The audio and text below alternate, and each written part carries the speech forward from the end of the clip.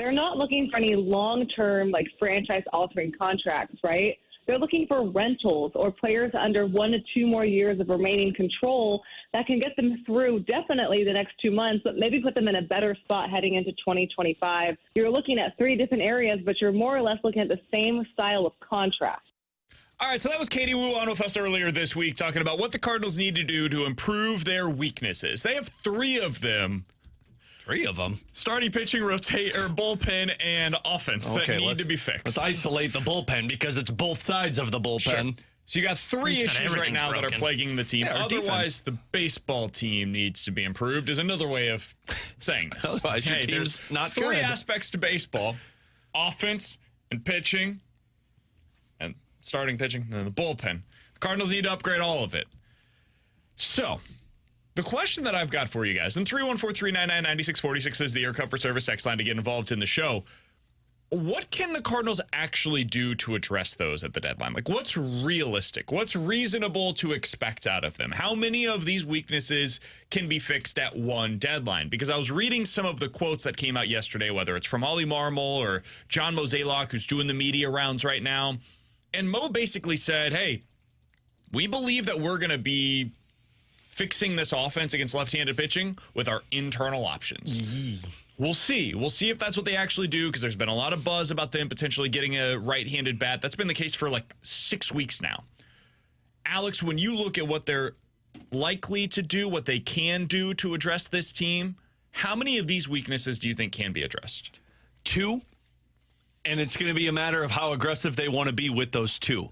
It's the starting pitching, because I do believe they're going to upgrade the starting pitching. And then that second one, I believe, is tied in with the starting pitching, because it's going to be some type of package deal where you're either getting a right-handed bat or you're getting a bullpen arm. I don't see this team making 2 separate trades at the trade deadline. I think this is let's go to one team and see if we can tighten up certain areas of our squad. I can't deny what Mo is saying, because Mo just continuously talks about the right-handed bats. Like, it seems like that's always brought up with him. So it sure seems like they're going to find somebody, whether it's just a piece that could play in the outfield or just some type of option that is another weapon for them. And I don't think it's going to be a big one. I'm thinking like Kevin Pillar or something along those lines. And then I think it's the starting pitching. But it's going to be 2 of those 3 in one trade. And then I think it's going to be a job well done. I'm kind of with you. I think they get 2 of their, I'll call it 4 needs. Yeah. Okay. I think they will get a starting pitcher. I think that one's a must. Yeah, and I think it's a given. I think they know that at this point. And then I think the second one is they're going to get one of either a right-handed arm or a left-handed arm for their bullpen. I don't think they get both. I think they get one, and their probably number 1 target will be a right-hander that doesn't have splits. So I think they're getting those 2. I think they, especially as much as they talked about where they want a right-handed bat that can play center, and then I look around the market and go, I don't see one of those. I think they have decided, okay, our improvements against left-handed pitching must come from within. That must be something that is fixed within the organization, whether that is guys that maybe you call up a Sajaci and see what he's got, or it is, you know what, Goldschmidt, Arenado, they got to be Goldschmidt and Arenado. I think that's where they are at, to where they know we've got 4 needs. We can't fix all of them. Let's fix 2 of them, and let's fix it on the pitching side of things. Couldn't you make it better, though?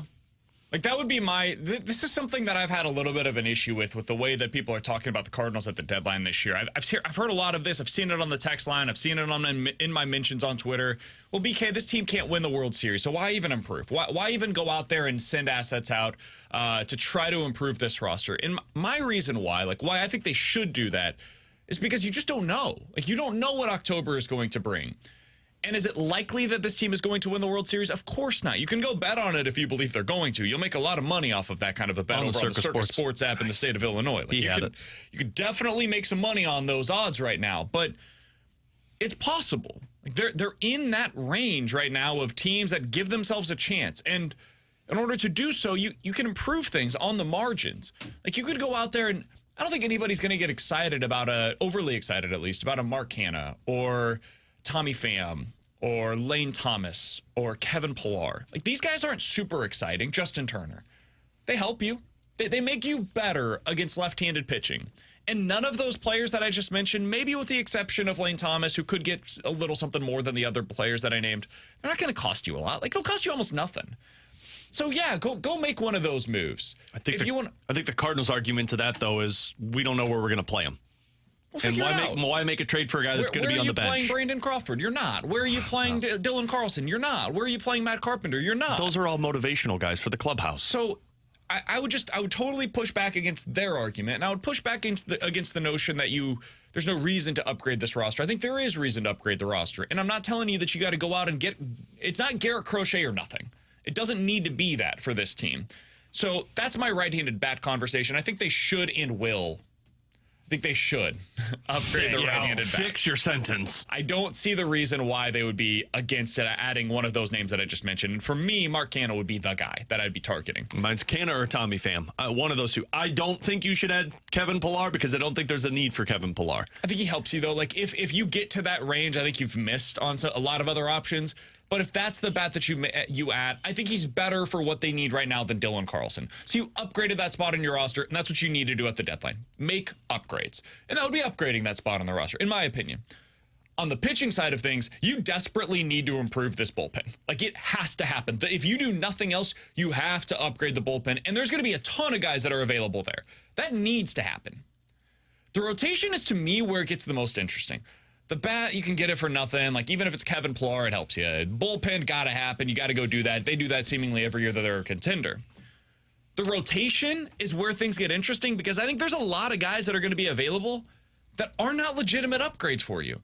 Like, is Zach Eflin a big-time upgrade for this team? I don't know, man. I don't know. Is Cal Quantrill an actual upgrade for this team? No. I think you've got guys internally that are better than Cal Quantrill currently. I would rather have all 5 rotation guys that are in your rotation than go get him. Austin Gomber, why do you need a lefty?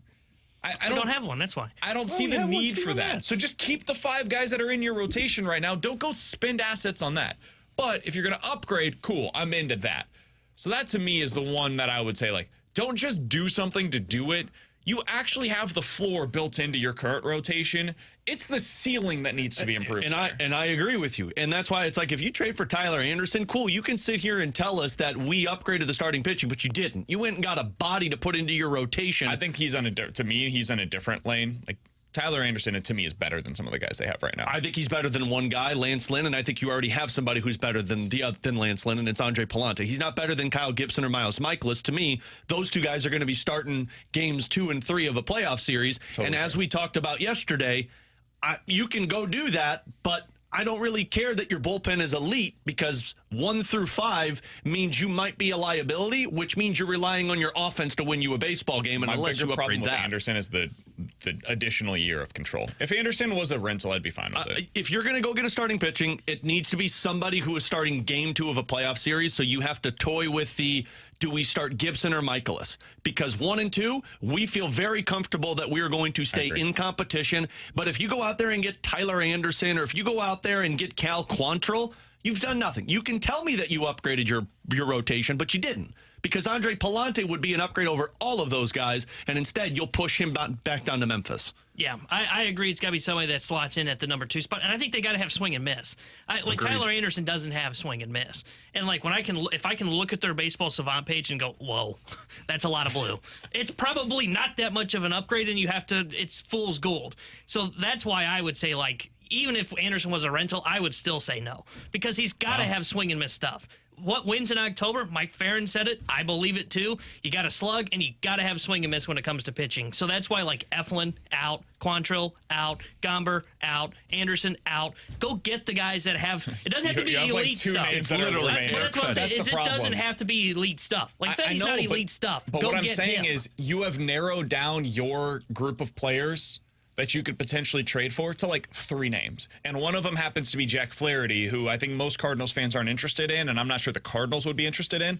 And so you really put yourself into this box of, okay, we're trading for Eric Fetty or who? Like, who's the other guy that you could put into that? Kikuchi. That's it. And so if the Orioles also see the value in an Eric Fetty because they need somebody with another year of control, that's something that they're going to value, and the Yankees view Kikuchi and they say, hey, that's the guy that we really want, and they've got this great, or the Dodgers, hey, Kikuchi makes a lot of sense for us. We see a couple of things we could tweak, we could fiddle with these knobs, and boom, he's going to be a number 2 for us instead of being a number 4, what he was with Toronto, because we're better at this than Toronto is. Well, now where does that leave the Cardinals? And that's where things get really dicey is, okay, so we didn't outbid them for those two guys because we didn't want to go above and beyond for guys we think are good but not great. And if you're, to take your thesis, if they don't have swing and miss, we're just not going to make a trade now for a starter? Your pivot now is to the bullpen. That's where I am. If you're not getting guys in the rotation, I got swing and miss. I don't want Michaelis 3.0 in my rotation for the playoffs. I don't really want Michaelis in my playoff rotation, if I'm being completely honest.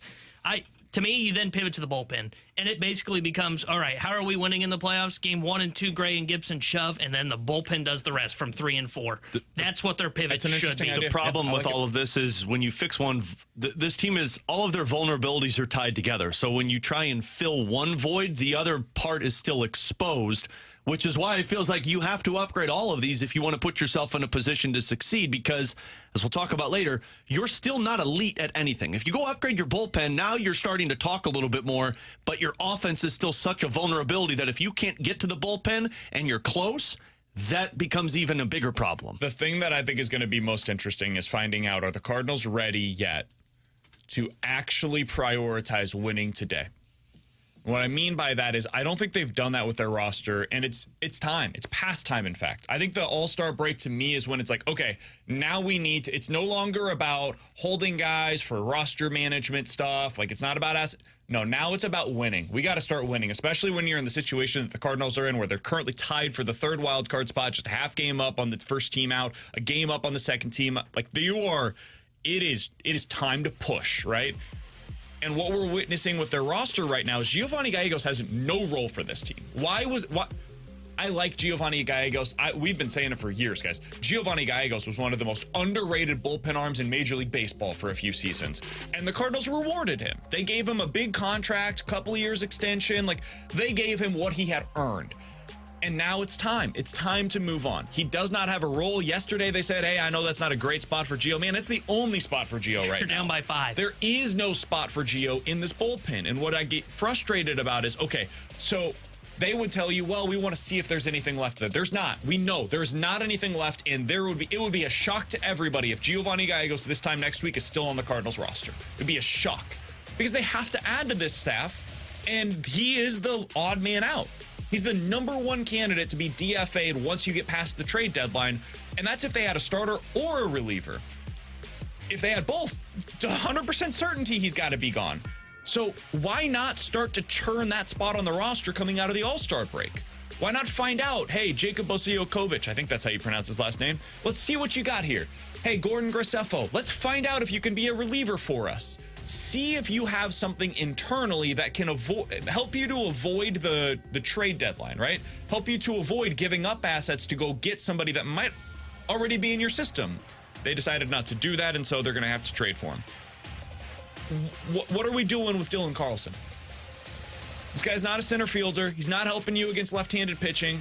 He should be optioned to AAA because he's not helping your Major League roster. That spot on the roster could be better served if you don't want to make the 40-man roster move with a guy like Thomas Ajayci, who's a right-handed bat who appears to be somebody that can help you in the future. Cool. Go ahead and bring up Ivan Herrera. Yes, it's 3 catchers. No, he doesn't have an obvious role as a starter. Yes, he can help you late in games against left-handed pitching. Yesterday could have been a real help for you, I bet. Start him against a left-handed pitcher behind the plate. Yeah, he can't throw anybody out. Deal with it. Figure it out. Tell your starter, tell your pitchers to be able to manage the running game a little bit better. It's on you, starting pitchers. So that's where I would be right now that I'm frustrated about. It's not even about projecting towards next week. It's you've already missed an opportunity now to find out what you have internally for your roster to maximize what your 26-man roster currently is. It's something the Cardinals will tell you it's the hardest thing in the world to do. No, it's not. You can do it. Other teams do. The Cardinals don't. They're punting on this week, and now we get to see what they do next week at the deadline. What you just referenced is a team that has cold-hearted tendencies. And when was the last time the Cardinals were cold-hearted? Other than DFAing James Nail on his birthday. I mean, that was cold-hearted by Mo, but I don't think we felt brought him back eventually. That's true. He did get another birthday gift and came back. But, like, Cardinals don't make cold-hearted moves. Right. And if you're not going to make cold-hearted moves, you asked the question, at what point did they start value winning? It should have been last week when the Pittsburgh Pirates were closing in on you in the wild card race, and now you're talking about 4 other teams that are potentially forcing you out of a wild card. Oh, by the way, you have the 4th toughest schedule for the rest of the season with a lot of vulnerabilities approaching this trade deadline. So you asked the question, when should they value this? They should have valued it about a month ago. but they didn't. And now you're at the position where I don't know if you can make those decisions. You're going to have to, though. This is the thing that bothers me about the way that they approach this is next week you literally have to make these choices anyways. Like if you're going to add to your roster, there will be players that are subtracted from your 26-man roster. I'm not a mathematician. That's how the math works. If you add one, you have to subtract one. And so if you believe that the Cardinals are going to make any moves whatsoever, these decisions that I'm talking about will be made like 5 days from now. And the Cardinals had an opportunity to just say, right now, today, let's see if we can get more out of that roster spot. They could have done this a week ago. This time last week, they could have done what we're talking about. The beginning of July. But even if I concede that, this was the week to do it. You had a doubleheader. Like, you had opportunities to where you could have found out what these guys can actually bring to the table, and they chose not to. So that means that you are now in a really tight race in the National League. With Alex Ferrario and Tanner Hendrickson, I'm Brandon Kiley. 314-399-9646 is the Your Comfort Service text line to get involved in the show. YouTube chat already lively over in the graveyard, no pun intended. YouTube.com/101ESPN STL. Is there an opening in the National League after the Phillies? Is there an opening that we didn't think would exist on opening day of this season? We'll talk about that next year on 101 ESPN.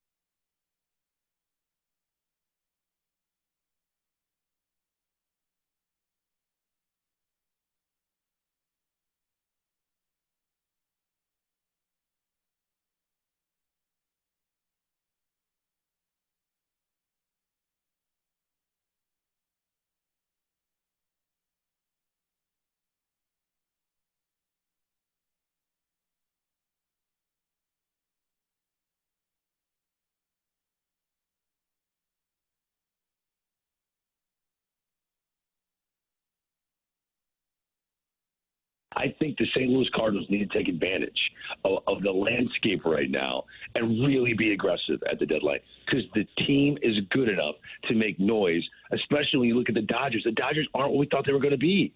So anything can happen. The Philadelphia Phillies are the heavyweight champ right now. As we look at the rest of this 2024 season, who can come get the Phillies? Well, everyone has a chance to be the second-best team to try to pull off that upset. I think the Cardinals are in that mix. That was Greg Amsinger on the morning show earlier today. If you missed any of their conversation, be sure to check it out on the podcast page, 101ESPN.com, and the free 101 ESPN app is where you go to find it. It's all presented by Dobbs Tire and Auto Center. Alex, I kind of agree with him. Of course you do. I'm going to be Homer Hank? Homer Simpson. That'd be the better way to go. Don't. That would be PK. Oh, he's so totally. Come on, man. 3 pieces of hair on top of his head. Oh, I wasn't I thinking got of that. a great head of hair. I didn't know that until I was 25 years thinking, old, but it turns out I've got good hair. You did the buzz cut. Hey, me too, man. Me too. So the Phillies are clearly and definitively the best team in the National League. Guys, here's a question for you, open-ended. Who's the second best team currently in the National League? As it stands now or when they're As healthy? of today, I can't assume health for any of these teams. But as of today, your second best team in the National League is who? I think it's still the Dodgers. I would say the Dodgers. And on a scale of 1 to 10, 10 being the Phillies, 1 being the White Sox, your level of confidence in the current Dodgers is blank. 7. I'd say 6. I'm a little lower, but yeah. Still got to face Tyler Glasnow and Shohei Ohtani and Freddie Freeman. Yeah, Glasnow looked awesome yesterday. I think I agree with everything you guys just said. Well, and that's exactly why I think there's an opening right now. This is maybe the worst version of this Dodgers assembly of talent, right? Well, we watched last year, right? No, I'm saying with Shohei Ohtani. They started this guy that we kind of have, Lance Lynn. I'm with you. I'm saying with Shohei in the middle of that order, with Shohei, Freddie Freeman, and Mookie Betts, they might never be, again, more vulnerable than they are right now. And so if you're going to take advantage of the opportunity that's in front of you, this is the year to do it, man. The Phillies are not going anywhere. This team is like in its prime right now for the next couple of seasons. The Dodgers aren't going anywhere. They might only be getting better. The Diamondbacks, I don't believe are going anywhere. I think this assembly of talent that they've got right now, this is the beginning of their run, not the end of their run. The Padres are always just going to kind of be what they are right now. The Braves are going to be better most likely next year than they are this year when, Ronald Acuna Jr. comes back. Michael Harris is hopefully healthy for them. We'll see what happens with Max Fried. We'll see what happens with Strider, but they should be better next year than they are right now. So if I'm the Cardinals, the Brewers, the Pirates, the Mets, the Diamondbacks, these teams that are in this middle of the National League, dude, this is my chance. This is the year that I should be more aggressive than I otherwise would be. Because, yes, the Phillies are an unlikely team to be able to beat, but we've seen it. Anything can happen in a 5 or a 7-game series. Baseball's weird. You get a couple of wins, couple bounces of the ball go your way, and boom, you're headed to the NLCS suddenly, and it's like, whoa, the Phillies are gone? They're out of the playoffs? Maybe somebody else takes care of them for you, and you never even have to face them in the postseason. For all of those reasons, the Cardinals should be aggressive at the deadline. I don't think this team can win the World Series as currently constructed. I don't know if this team can win a 5-game series that's currently constructed. Or 3. I do think they can add the necessary talent to meet that criteria, though. And if a couple of things go your way, I think you could be right in there and the conversation for the next best team after the Phillies and probably after the Dodgers. I just don't know because this team has been so average and 500 this season. But if anything, and I agree with you on, it's instill confidence in the group that's kept their head above water. If you go out there and just make a borderline minor move and go get Tyler Anderson and Kevin Pillar, how does that tell that clubhouse that, hey, we believe that you guys can at least make some damage in October? You don't. So I agree. Do I think you should put all of your chips in the middle and go get Scooble and Crochet? Absolutely not. That would be one hell of a deadline. But I would never talk ish on Bo again. If you're going to be... And they wouldn't have any position players left. If you're going to be... It would be amazing in terms of the rotation. If you're going to be aggressive, you got to at least look at this and say, how can we make ourselves the best team in the wild card? The Arch now resides in Detroit. It's unfortunate, but we just sent it up a Hey, I'm game. Once you've been to the Arch once, it doesn't really matter, right? Just flip it around. The zoo has been moved physically to the city of Chicago. Oh, they could use a zoo upgrade. We actually lost Budweiser in the trade as well. What are you doing Budweiser. right now, man? It's Gear Crochet. Okay. Now The Magic House got sent to a third party. It's in Las Vegas. The A's took it for next year. We're not trading for the 05 White Sox. We're trading for this year's 2 players on it. But what I'm saying is, like, at least instill some confidence in a group that says, like, hey, we believe you can at least get to October and whatever happens, happens, which is why you go make a move for Eric Fetty. You go at least call about some of these guys with swing and miss stuff out of the bullpen, and you look for a right-handed bat. If you've got to give away 4 or 5 guys in your pipeline, it's understandable, but are you making your team better for now, and are you making your team better for next year? John Hamm is now a fan of the Miami Marlins. We lost him in the the trade for Tanner He's all Scott. right. Yeah, he's always kind of a poser, though. We see him in a lot of different stadiums. I've seen him wearing a Rangers jersey before. Diehard Blues fan. I would never put a Rangers jersey on. We lost the rights to Nelly. Oh, the Band-Aid too, or just Nelly? Does that mean we have to get rid of our City Connects? Okay, cool. We got to get rid of our City Connects? Well, yeah, because we're not the Lou anymore. Phrase. Yeah. Well, yeah, but you get the Lou. We got new ones. They're coming next year. What does it say? They're like yellow. The new? Just Lou. Oh. We lost the. And it's not even spelled L-O-U. It's spelled L-O-O. Oh, man. It's unfortunate. Honestly, though, worth it. Worth it.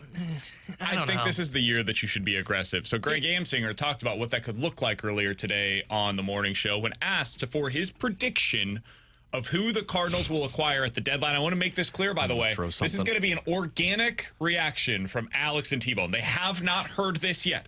Hold on. There's only 1 or 2 ways this goes. Very bad or very good. There's no in the middle with Greg. No. Am I going to throw something?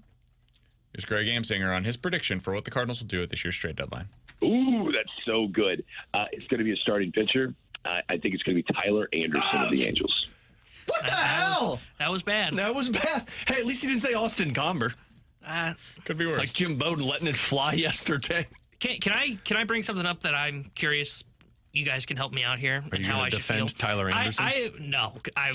I would lose my mind if they traded for him. I'd have the same reaction. It's going to happen. I had the same reaction when I was on Kentucky Lake and I looked at my phone. I was like, Jay Happ and John Lester? What? That worked. I know, but come on. This will not. Lefties. Old. I agree that there is a opening for them to slot into. I think the third best team because the Dodgers are going to do ungodly things at the trade deadline. The thing that I have a tough time doing, I still think they need to make moves, but I've said this a couple weeks now. The issue with the Cardinals is they don't plug their holes by the time they get to October. You think of that 22 team. There was holes in that bullpen. That was a thin bullpen. You look at that 21 team. Yeah, sure, we all were excited, and we thought, oh, if they win that wild card game over the Dodgers, they go on a run. Again, who are they starting in games 2, 3, and 4 in that series if they got past that point? The reason I bring that up is, okay, so I plug the hole, I go out and get a starter, whether it be Anderson or like Eric Fetty, someone like that. I go out and I add a bullpen arm that adds into my the depth of that bullpen that they need. Go out and get a right-handed bat for left-handers. The question that I can't seem to wrap my head around is the offense still good enough? Is it too much of a liability to where they still would go into October with a major hole? And to that point, how many times in spring training have we heard Mo, when asked about the opening day roster, say, well, you guys know that the roster isn't stagnant. It's going to change. It's going to evolve. There's going to be opportunities to add to the roster, right? And when asked about the payroll, he said, well, we've still got a little bit of wiggle room. Like, there's still some room. We wanted to leave that there to be able to add at the trade deadline. We hear this every year. We hear it every single season. This is how he operates in the offseason to say, okay, we're going to find out what our team is, and then at the deadline, we'll be able to come in and make some necessary additions to the roster. What sometimes frustrates me, to your point, T-Bone, is we get to the deadline, it's like, okay, you have the wiggle room in space remaining for payroll. You have the ability with your minor league system to be able to go get the players that you need. And we've now seen what those holes are on your roster. Now it's time to go make the moves. Now it's time to go make the additions that you said, hey, the roster's not stagnant. There will be additions. Well, this is it. This is the time to go make those additions. And sometimes I feel like, well, they make just enough to be able to say they did it. Like Happ, Lester, those additions worked. It got them what they wanted, settle? But they settled. And you go, so like the deadline that I think was really good one was the Quintana and Montgomery one. I think they did well at that year's deadline. Like Montgomery was a legitimately good addition. And Quintana, once you looked into the numbers of what Quintana was that season, he was a really good pitcher early in his career. It didn't work out for him with the Cubs, and then he regained his early career form, and he's basically been that same guy since then. Like, he's been a really good starter since then. That was a good addition. Go make those kinds of additions this year at the deadline. Like, go find your under the radar, okay, I see what you're doing here, Mo. Like, we didn't even know Montgomery was available. We had zero conversations about Jordan Montgomery prior to the trade deadline. Maybe Mo does something like that where it's like, oh, I didn't know they were going to be selling. Similar to the Yankees where it's like, oh, you just made a move where that team was buying and selling at the deadline. They bought Montas, so they traded Montgomery. Who could be that team for the Cardinals this year? That's what I want to see Mo do. Get creative, man.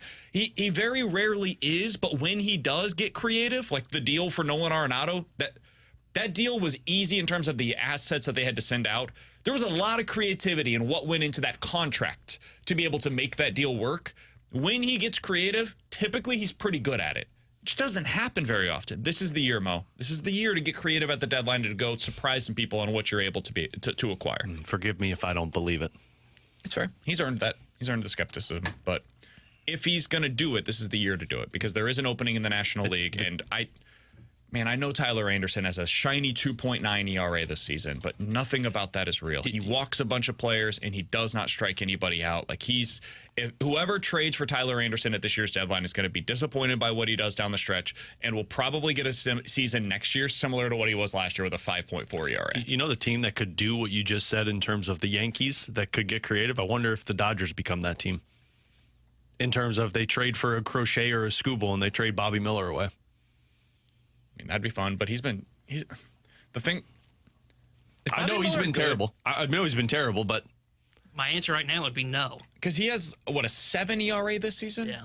I think Bobby Miller is the kind of guy that this offseason, if they're interested in talking about him, I'm talking Bobby Miller this offseason. Well, yeah. And I might even be willing to talk about some guys that I wouldn't be willing to talk about with other players. Like a Bobby Miller for Jordan Walker kind of a deal. That's interesting for both teams. I'd be terrified that Jordan Walker becomes an MVP for the Dodgers and you end up trading for the pitcher that the Dodgers couldn't fix and he is broken here. But that's an offseason move to me.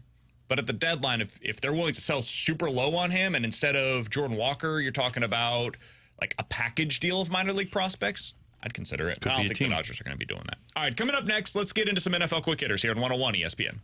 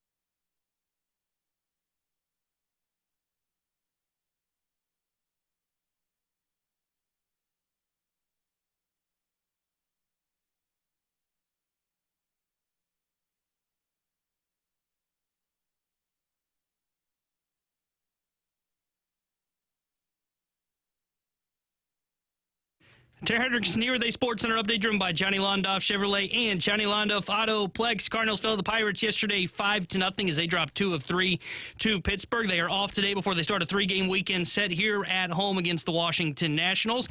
First pitch will be 7:15 tomorrow night. Sonny Gray will be on the mound for St. Louis. Mackenzie Gore will get the start for Washington. The Sports Center update was driven by Johnny Londoff Chevrolet and Johnny Londoff Autoplex. See them at londoff.com. Chevy, together we drive. Are you kidding me?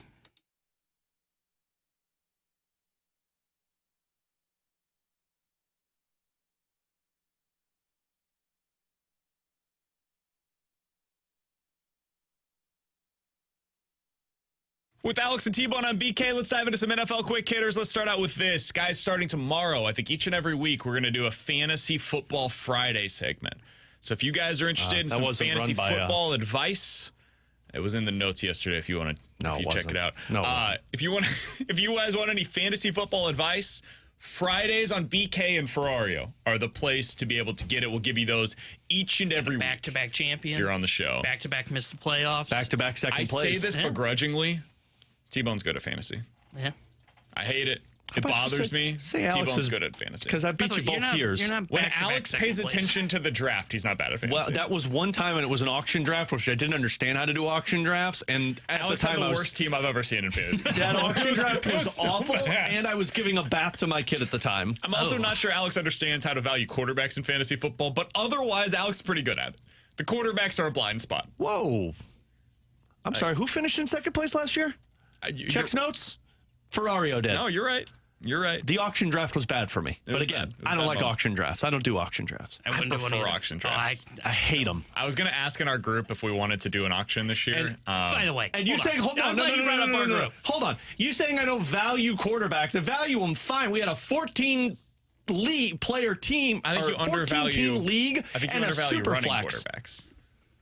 I think we had 14 teams with the super flex, and the quarterbacks that were available were dudes that didn't even have contracts in the NFL. That's because you didn't draft them early enough. Yeah. You didn't understand the system. Second place in our league. Where'd you finish, BK? 10th out of 14. Yeah. Shut it. I was right there on the playoff cusp, though. Well, a lot of people were. I know. So it looks like I valued the right What were players. you about to say, T-Bone? Our group doesn't like the super flex. I have all kinds of issues with that. I hate super flex. You should value the quarterback. I agree. I hate super I was done flex. getting yelled at by Randy, so I said, I'm going to put everything up to a vote. We'll find out what everybody wants to do, and if they don't want to do the super flex, that's fine. And it got voted down. We're not doing a super flex this year. It's just going to be your standard league. Now, I will say, I'm pushing back on kickers. We're not keeping kickers are not going to be a part of our fantasy. I'm fine with that. The problem is, when I got to pick, I was also picking I'd be fine 13. with no defense. I was picking 13. Whoa. Relax. I was picking 13 out of 14 with the super flex, and all of the quarterbacks were gone. And I'm like, I guess I'm going position players. His best option was like Kirk Cousins. It was awful. I'm like, what is happening right now? All right, let's get into some NFL quick hitters. Have you guys been watching the offseason edition of Hard Knocks at all? Yeah, it's been fun. I've really enjoyed it. I think it's awesome. And I think this is the only time we're going to get an opportunity to see it. Because if I'm Daniel Jones, I'm furious right now, dude. Now, the money is what takes the sting away because he's making $40 million a year, so he's going to be fine. He's going to wipe away his tears with his $100 bills. But the Giants were very openly flirting. And for anybody that hasn't been watching the Hard Knocks offseason edition, it's following the New York Giants. And this is dating back like start of the offseason going through the NFL draft. Next week's episode, I think, is kind of the finale, and it's like going into the draft and the start of the offseason.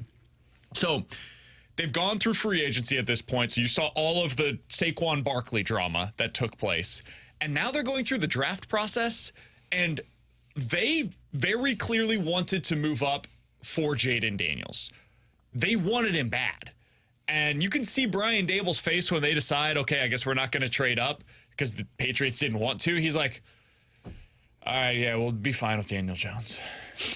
What do you think that's like if you're Daniel Jones and you're either watching this on your own or you're hearing about this secondhand? I mean, it sucks, but like if I put myself in his shoes, I'm getting paid by you. So I don't really care. I'm under contract. You can't do anything about it. You could have tried to trade up. That would have been fine, but you're still paying me. So, I mean, the money does take the sting away just from a personal side. It never feels great when people don't want you, but you paid me. They don't want him. You paid me. And if you're him, I don't care about the Giants front office. I care about the players that I'm playing with. So that's the more important thing. Yeah. But your coach was openly campaigning for Jaden Daniels. He was like telling the GM, I would trade up for Jaden Daniels. But those guys have, like, athletes have that in their DNA of, You're like, right. cool, I'll prove you wrong. And Daniel Jones probably won't, but I'm getting paid and I'm under contract. So I'm here. I think it might be the thing that he needed to see. Yeah. Because if I'm Daniel Jones, he's been complacent in New York. Who are they going to go get to replace Daniel Jones? Because they kept finishing outside like the top 10 in picks. He didn't have to worry about it.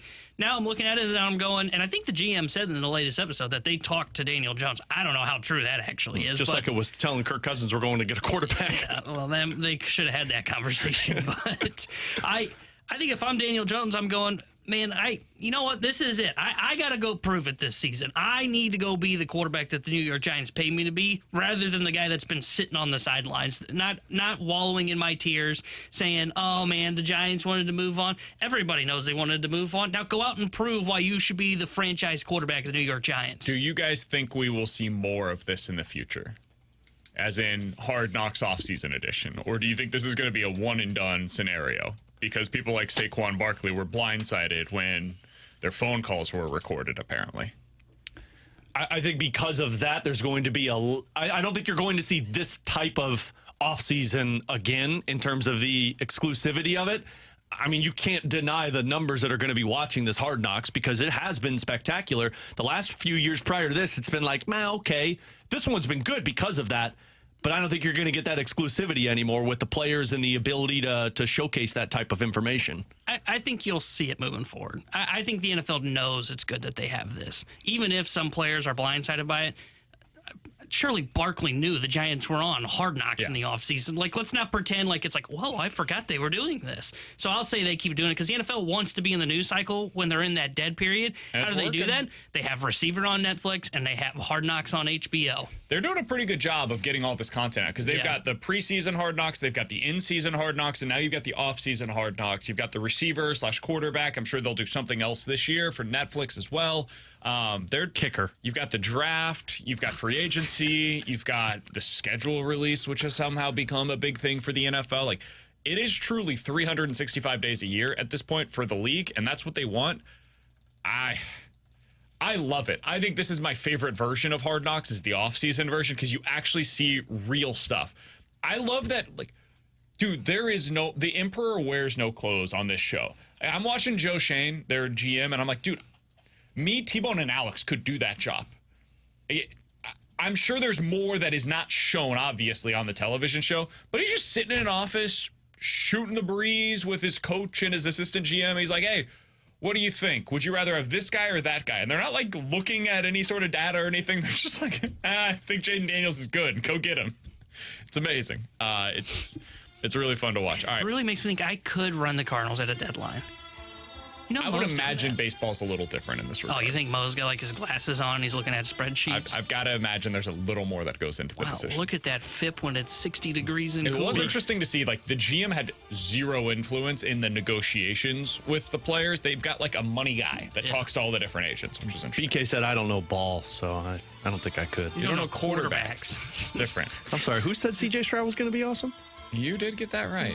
Nice. I was out on Bryce Young, so I got that one correct. You were in. You also liked Mac Jones. Said Mac Jones would be the first one from that draft class to win a Super Bowl. Now, to be fair, Hold up, how are you good at fantasy to be football, fair, man? Because I know that most all leagues of don't those matter. quarterbacks stunk. That's true. They were all None of them terrible. were great. But I don't think any of them are winning Super Bowl. yesterday on the show, That's a backup. I was watching the most recent episode of Hard Knocks last night, and on it, they go through the last 10 years of the quarterbacks that have been drafted, and Dayball's just saying them out loud in a room. He, like, literally goes to Wikipedia. He's like, all right, first-round quarterbacks. And he goes through all of them. He's like, is this guy still with their current team? And they go through all of it. He's like, all right, so there's, like, 5 of them that worked out. I work for us. Yeah. I like the optimism, Brian. Cool, man. All right, last thing here. So the 49ers are practicing right now at training camp. Brandon Ayuk is doing a hold-in. Trent Williams is doing a hold-out. Do you guys have any fear that the 49ers are going to have a disease of more situation? And what I mean by that, this has always been something that what's his face? Miami's head, Pat Riley. He's talked about this in the past, where when you start winning, the disease of more starts to come into play, where guys, they want more targets, they want more fame, they want more money. And it's not something that he is diminishing players for. This makes sense, right? You're succeeding together, and you believe you are a big part of that success, and so you want more. That's the case right now for Ayuk, for Williams specifically. Do you guys think that there's a fear this season going into the year that will be a problem for the 49ers? I think for the 49ers, no. Because I think I think you've got that right now, although I guess Debo could be the next one in that camp. I think the fear of more is always something with football, and I think it's always in sports. Unless you've got the right group of players that are focused on winning, you're always going to have certain players that say, well, I need more money. I need to be paid more. You're seeing with the Cowboys right now. I think if you're the 49ers, it's these two with maybe the Debo Samuel comp, but I don't know how much I'd be afraid of it, but I guess you have to be when two of your best players are sitting on the side saying, I'm not playing until you pay me. I think there's a chance it becomes an issue. And I think it's because Ayuk's so outspoken. Ayuk's basically been trying to get to Washington since his boy Jane Daniels got drafted. We've seen that. He's been on Instagram saying, I want to go, me and Jaden Daniels, come save me. That becomes annoying if you're a teammate. That stuff right there, that becomes, I don't want to play with that guy. Well, you're going to have to play with that guy. You're going to have to figure it out. I think this is part of the reason you saw Cincinnati get derailed last year. All the talk surrounding their wide receivers, and I want more, I want my money, I want paid. What happened, since he did deal with injuries, which I was a part of it, I'm not trying to deny that, Cincinnati struggled and never looked right last year. Never, not once. I think there's a fear, not that they'll miss the playoffs, but I think you may see it on the field for San Fran. I think for Cincy, the problem was that their quarterback was never right last year, and that started in preseason. He got hurt in preseason, and it just never worked out. I think once football starts to happen, you're actually playing games, this stuff starts to go off to the side. This is something that's between the front office and the players. The players, once they're on the field, and I believe that these guys will be on the field eventually, I think it's all going to be just fine. I do think the team that did it right was the Chiefs. When you got a player that said, I want more, and they basically said, we can't do it, we're moving you. And get rid of it quick. They did the opposite with Chris Jones. Yep. They did that with Tyreek Hill because they said our quarterback can mask what we have at wide receiver. On defense, we can't do it. We can't play without Chris Jones. I think you're seeing some of that with San Francisco, to where the Trent Williams one seems to be a little bit more important than the Brandon Ayuk one right now. He's Alex, that's T-Bone on BK. 314-399-9646 is the Air Comfort Service text line. Questions and answers is coming up next.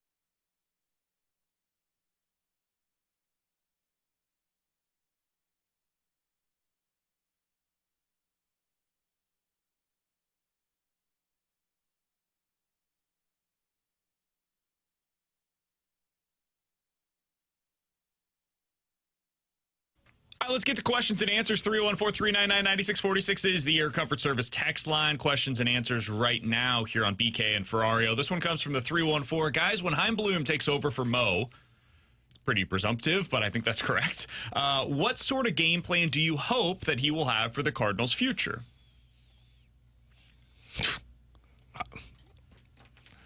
I don't even...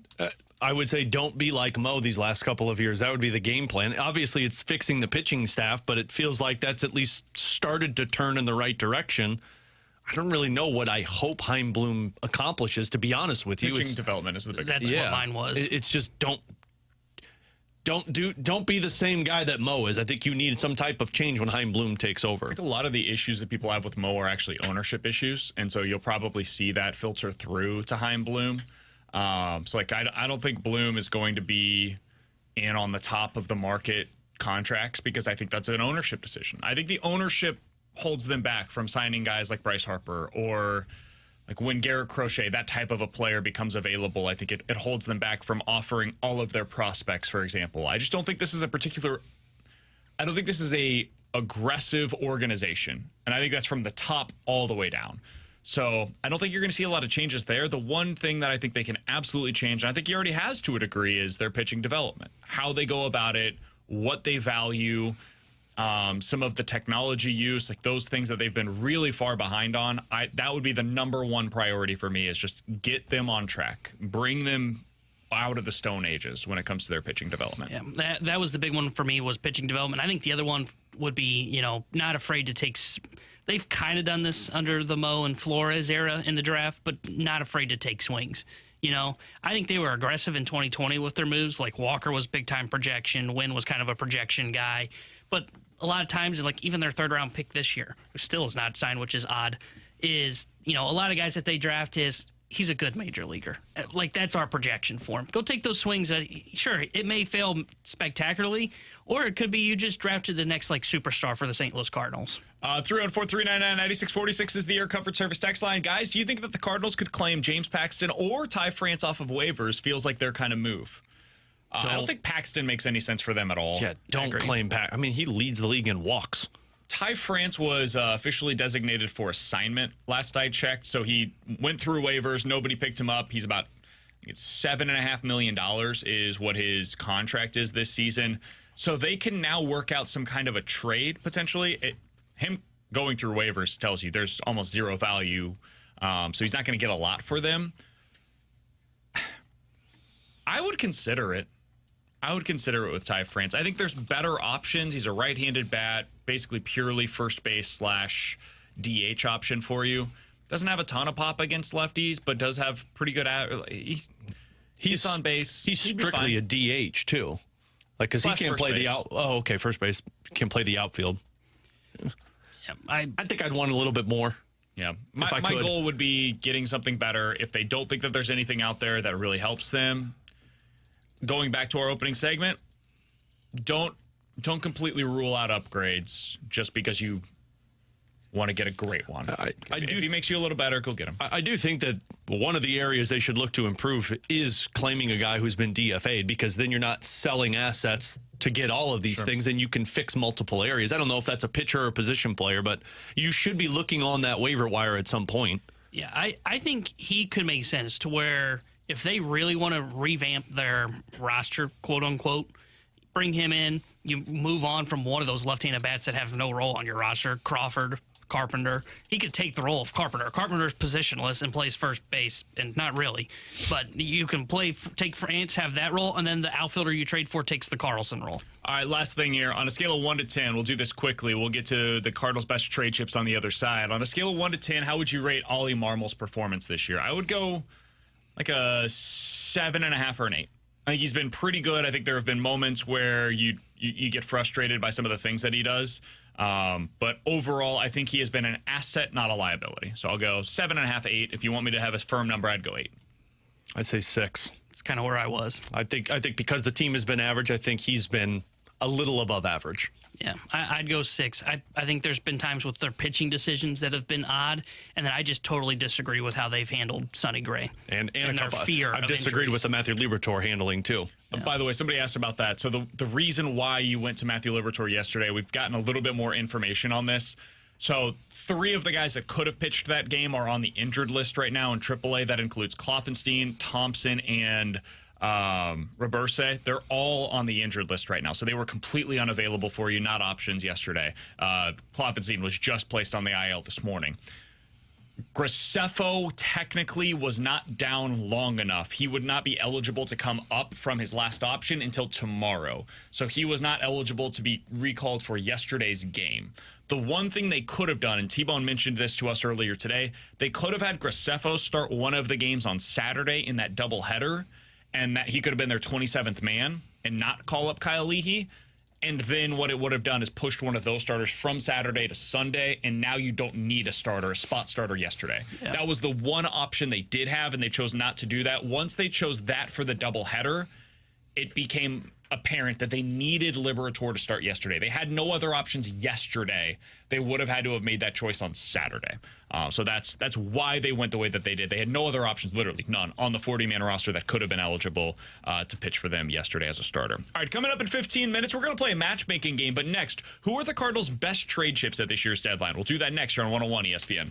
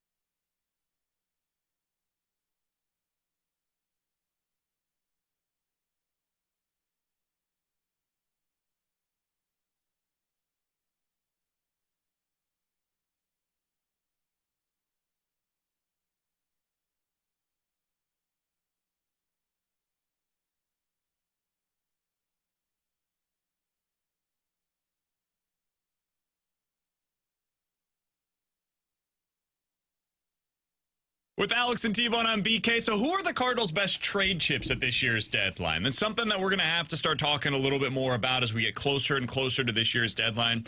I feel like the number one trade chip they have to offer currently is Ivan Herrera.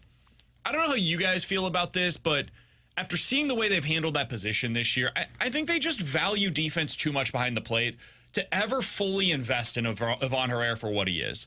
They like Wilson Contreras. They like having the bat-first catcher. But even last year, like, they had some second thoughts about that after already giving him that massive contract. And Wilson Contreras is not just a good hitter. That dude's one of the best hitters in baseball so far this year. So you live with a little bit of the defensive lapses because of how great he is, otherworldly he is with his bat. Are they ever going to get there with Ivan Herrera? Are they going to give him the opportunity to get there? My answer to that is potentially no. And they seem to really like what Pedro Pages brings both behind the plate and in the clubhouse. And I know we can overvalue that, but if they like it, whatever. It is what it is. I think Ivan Herrera, if they really want to make a splash at this year's deadline, to me, would be the number one trade chip that they have to offer to another team because he's major league ready. He can hit. We know that for sure. And another team might say, hey, we don't care about him throwing out runners. We just want the bat behind the plate. He's fine defensively for us. I'm with you. I think Ivan Herrera is your best trade chip and probably could bring you in the most in return. I know people won't like this, but I would put Dylan Carlson's name into the conversation also because I think a team could dream on a 25-year-old and what it could be when he gets away from St. Louis, and then throw in one of these minor league pitchers because it seems like pick your poison on who's in trade packages that people keep bringing up.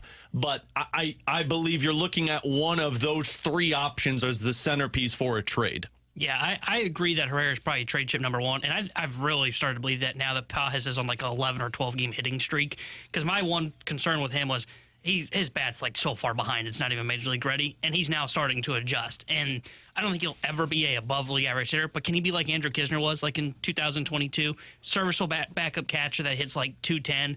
You can live with that. So I agree. Herrera is probably their number one trade chip. I don't know about Carlson. I don't think Carlson holds much value. I think if you're trading him, it's just to get him off the roster and take a bullpen arm flyer.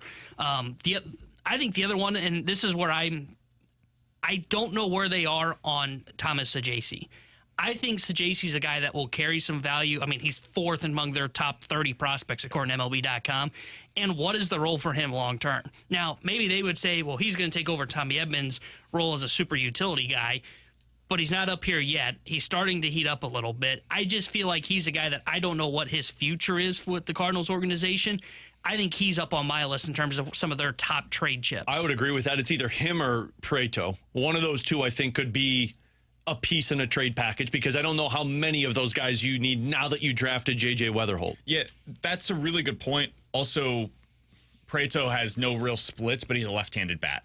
So that's another thing that might be more in favor of him being the odd man out as opposed to what you have. You can never have too many lefties. I like the fact that they've got a lot of lefties. They just have like a lot of lefties now. It's just literally your entire went from lineup. Having none to too much. A little it's bit the of classic overkill. Cardinals thing, right? They swing from one side of the pendulum to the other. Yeah, you have way too much pitching. Oh, wait. You went way too far on the position player side of things. You no longer have any pitching. You took a sledgehammer to that housefly.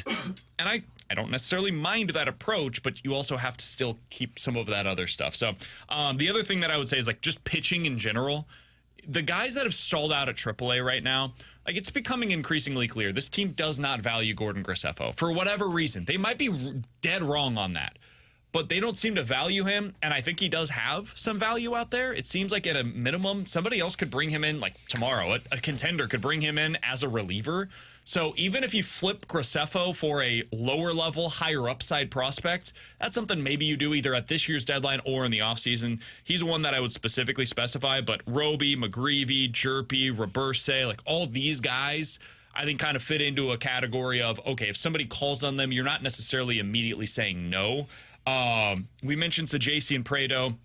Victor Scott is somebody that I'd be curious about. Now, this would have to be a pretty significant package. You're not sending him out for like Tyler Anderson or Eric Fetty. But if there becomes something that's available that you're surprised by and you need to include more value in that deal, is Victor Scott somebody you guys are listening on right now because of what we've seen so far this season from Michael Ciani? Has he become a little bit more available for you? Or are you still holding out hope that Victor Scott's going to be something more in your future starting center fielder? I mean, I'll say this. He's not untouchable. I think it's going to have to be for the right deal that makes me good for a longer period of time than just this year. But if you're Victor Scott, and I understand he's younger, he's got more speed, and you're hoping he kind of can be a better version of Michael Ciani. But for the here and now, I've got Michael Ciani. And I mean, he's been impressive to me so much so that if a team comes calling and that's the piece that sets me over the top to make my team better significantly, I'll put him in there. I think I'm holding Scott. I don't think he goes in a trade package just yet. I think maybe next deadline, if there are still questions and he's still in AAA, then I'm more open to it. But I think when you look at Ciani, I just can't help but wonder if he's the flash in the pan. You know, we talked yesterday of, like, is Burleson, and I get it, it's like way different seasons, but is Burleson a flash in the pan? I don't think so. But I could see where Ciani goes from being this guy that is good against right-handed pitching to next year is not hitting at all, and you have to decide how much is his defense really worth. I think with Victor Scott, there's still hope that he can provide a little bit less of the defense that Ciani has, but can provide like 60, 70 steal potential and can hit for a little bit average and maybe a little bit of pop. I don't think he's on there. I think he falls into their untouchables right now at the deadline. I just wonder, like, who's the guy that could be made available? Like, if Victor Scott, so this is something that I would wonder, like, if Rooker was available and in return you had to send out Ivan Herrera and Victor Scott. I would do that. Because I'm keeping Gorman, and now I can use Gorman as another piece in the offseason if I feel like I need to, and Rooker fills that void for me. Yeah, I think the Cardinals would. I don't think the Cardinals would do that. I don't think they would value Rooker's Rooker. good, man. I know he's good. Rooker basically takes the place that Ivan Herrera would otherwise have as the right-handed bat, designated hitter, pinch hitter, whatever. And then it just becomes a matter of, like, how much value do you have for Victor Scott future? And is he going to be more valuable in that 6-year stretch of club control than what you get for the next 3 years with Brent Rooker? And Rooker's a guy that can hit 40 home runs in a season for you. Like, that's very real. That's the kind of thing that it would have to rise to, though. That's why I bring up his name, is because if you get that kind of value offered to you, now it becomes a conversation. I agree with Alex. He's not untouchable for me anymore. I'm just not trading him for a pitcher that's going to get me through this year, and then I have more uncertainty. He's not going for a rental right now. The other guy that I would bring up, just because I think his name might be somebody that's interesting for other teams more so than it is for, like, necessarily the listeners right now, but Jimmy Crooks is a catcher that's in the Cardinal system. He seems to be a really good one. I don't know a ton about him because he's still been kind of in the lower levels, but he's hitting really well. And the Cardinals just drafted like 2 or 3 different catchers in this year's draft. They already have a surplus of catchers in the system currently. Yeah, don't they got another guy who's like in AA? They who's do. Been hitting, or A-ball who's been hitting well? Leonardo Bernal, yeah. I think is his name. So they've got a lot of catchers right now, and you've got the guy in place already that is going to be your catcher for the next at least 3 seasons at the big league level. So maybe one of those catchers, whether it's Jimmy Crooks or one of the other guys currently in your system. I think catching depth is something that the Cardinals could probably trade from this year at the deadline if they wanted to get something of substance among the pitchers that are available. All right, a couple of things real quick from Ken Rosenthal. He's had a couple of notes yesterday. The Rangers are expected to trade from their depth, not necessarily their top guys for their rotation. Oh, Evaldi's depth. Michael Lorenzen and John Gray were the players that he mentioned as possibilities. He said Garrett Crochet, more likely an off-season move than an in-season move. Blue Jays, as we talked yesterday with Bowden. He says Kikuchi, Garcia, Richards, those are the 3 names that are most likely to be moved this year at the deadline from them. And then among the right-handed bats that he said are expected to be available this year at the deadline, I'm curious if you guys have a name that stands out to you from this list. Randy Rosarena, Yandy Diaz, Isaac Paredes. He's got like 3 years of control. It's going to be super expensive. Wilmer Flores, Taylor Ward, Ryan Mountcastle, Josh Bell, and Lane Thomas, he said, are the right-handed hitters that he expects to be made available. The first one was really good. I like that really. The first one would be fun. I like Taylor Ward. I just think it's going to cost you more than what you want to pay for a right-handed bat right now. I agree. Yandy Diaz of last year was awesome, but I don't know if he's the same guy right now. Plus another first baseman. Where the hell are you playing him? Yeah. I think it's probably like, of those guys that were listed, and Pilar's name was not on that list, but it's probably like Pilar, and it's probably Lane Thomas. That's probably the guys that are in that like Cardinals range. Mine's I agree. still Mark Canha. Taylor Ward would be, and Mark Canha. Taylor Ward would be perfect. He's got so much control of, he's going to be expensive. Right, Mountcastle's interesting. He's good. He's really corner player. outfielder. You want to talk about expensive? Oh, yeah. Well, absolutely. That's where you're talking more in the Victor Scott range again. Yeah.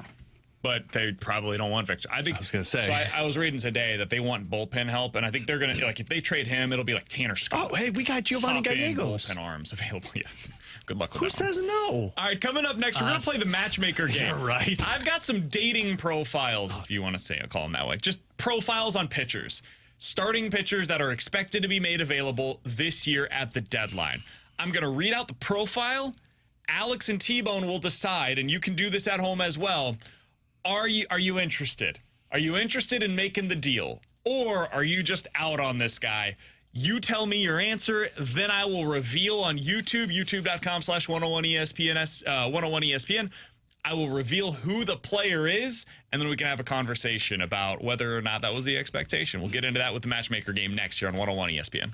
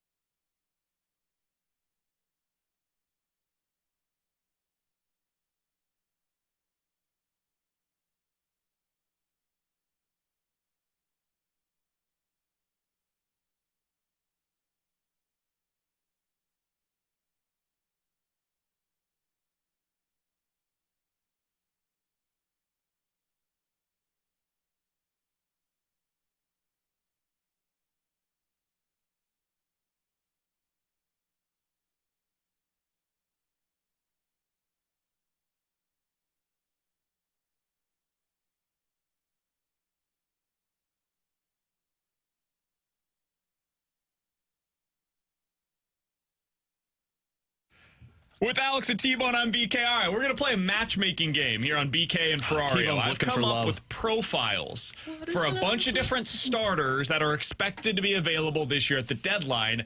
Alex and T-Bone will tell me, are you interested in this guy based upon their profile alone? And then I'll reveal to you who that player is with a headshot of that player. I'm not having much luck on the check love it out world, on so maybe YouTube, this'll go well. youtube.com. Bumble's not working? / Nobody's buzzing around. Hey, yeah, that was good, man. 101 ESPN Keep on searching for that honey. Oh, nice. Nice. We have to All play right. a matchmaking game. I'm having fun this now. is great right now. Let's We're having start out with puns. this one. This individual recently added a split finger to his arsenal. It's been his best pitch so far. Opposing hitters are batting just 177 against it. No real power shown against that split finger. Does need to improve the shape of his fastball. Could be a sinker, could be a cutter. He's got to figure it out. Wait, are we talking about insulin? This doesn't sound good. If you fix that fastball, this guy God. could be a legitimate middle of the rotation starter for you. He's Heard this 29 before. years old and has a year of club control remaining at approximately $12 or $10 million.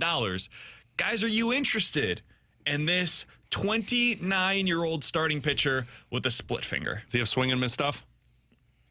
He's got a split finger. It's Eric Fetty. It sounds like Eric Fetty, doesn't it? Yeah.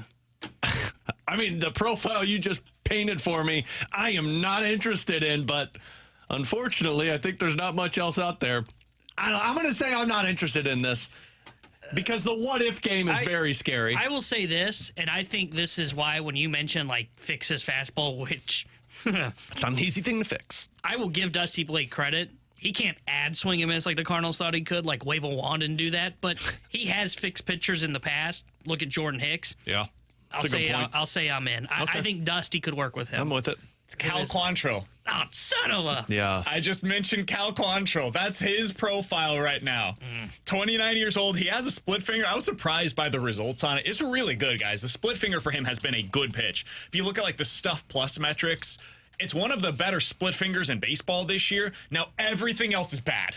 Everything. He does not have a lot of swing and miss stuff. The ERA is bloated. Like, there's not a lot more that I can give to you. It's 6.8 His per 9 fastball strikeouts. stinks. His fastball is really bad. If you find a way to fix that, and I don't know if it's fixable, honestly.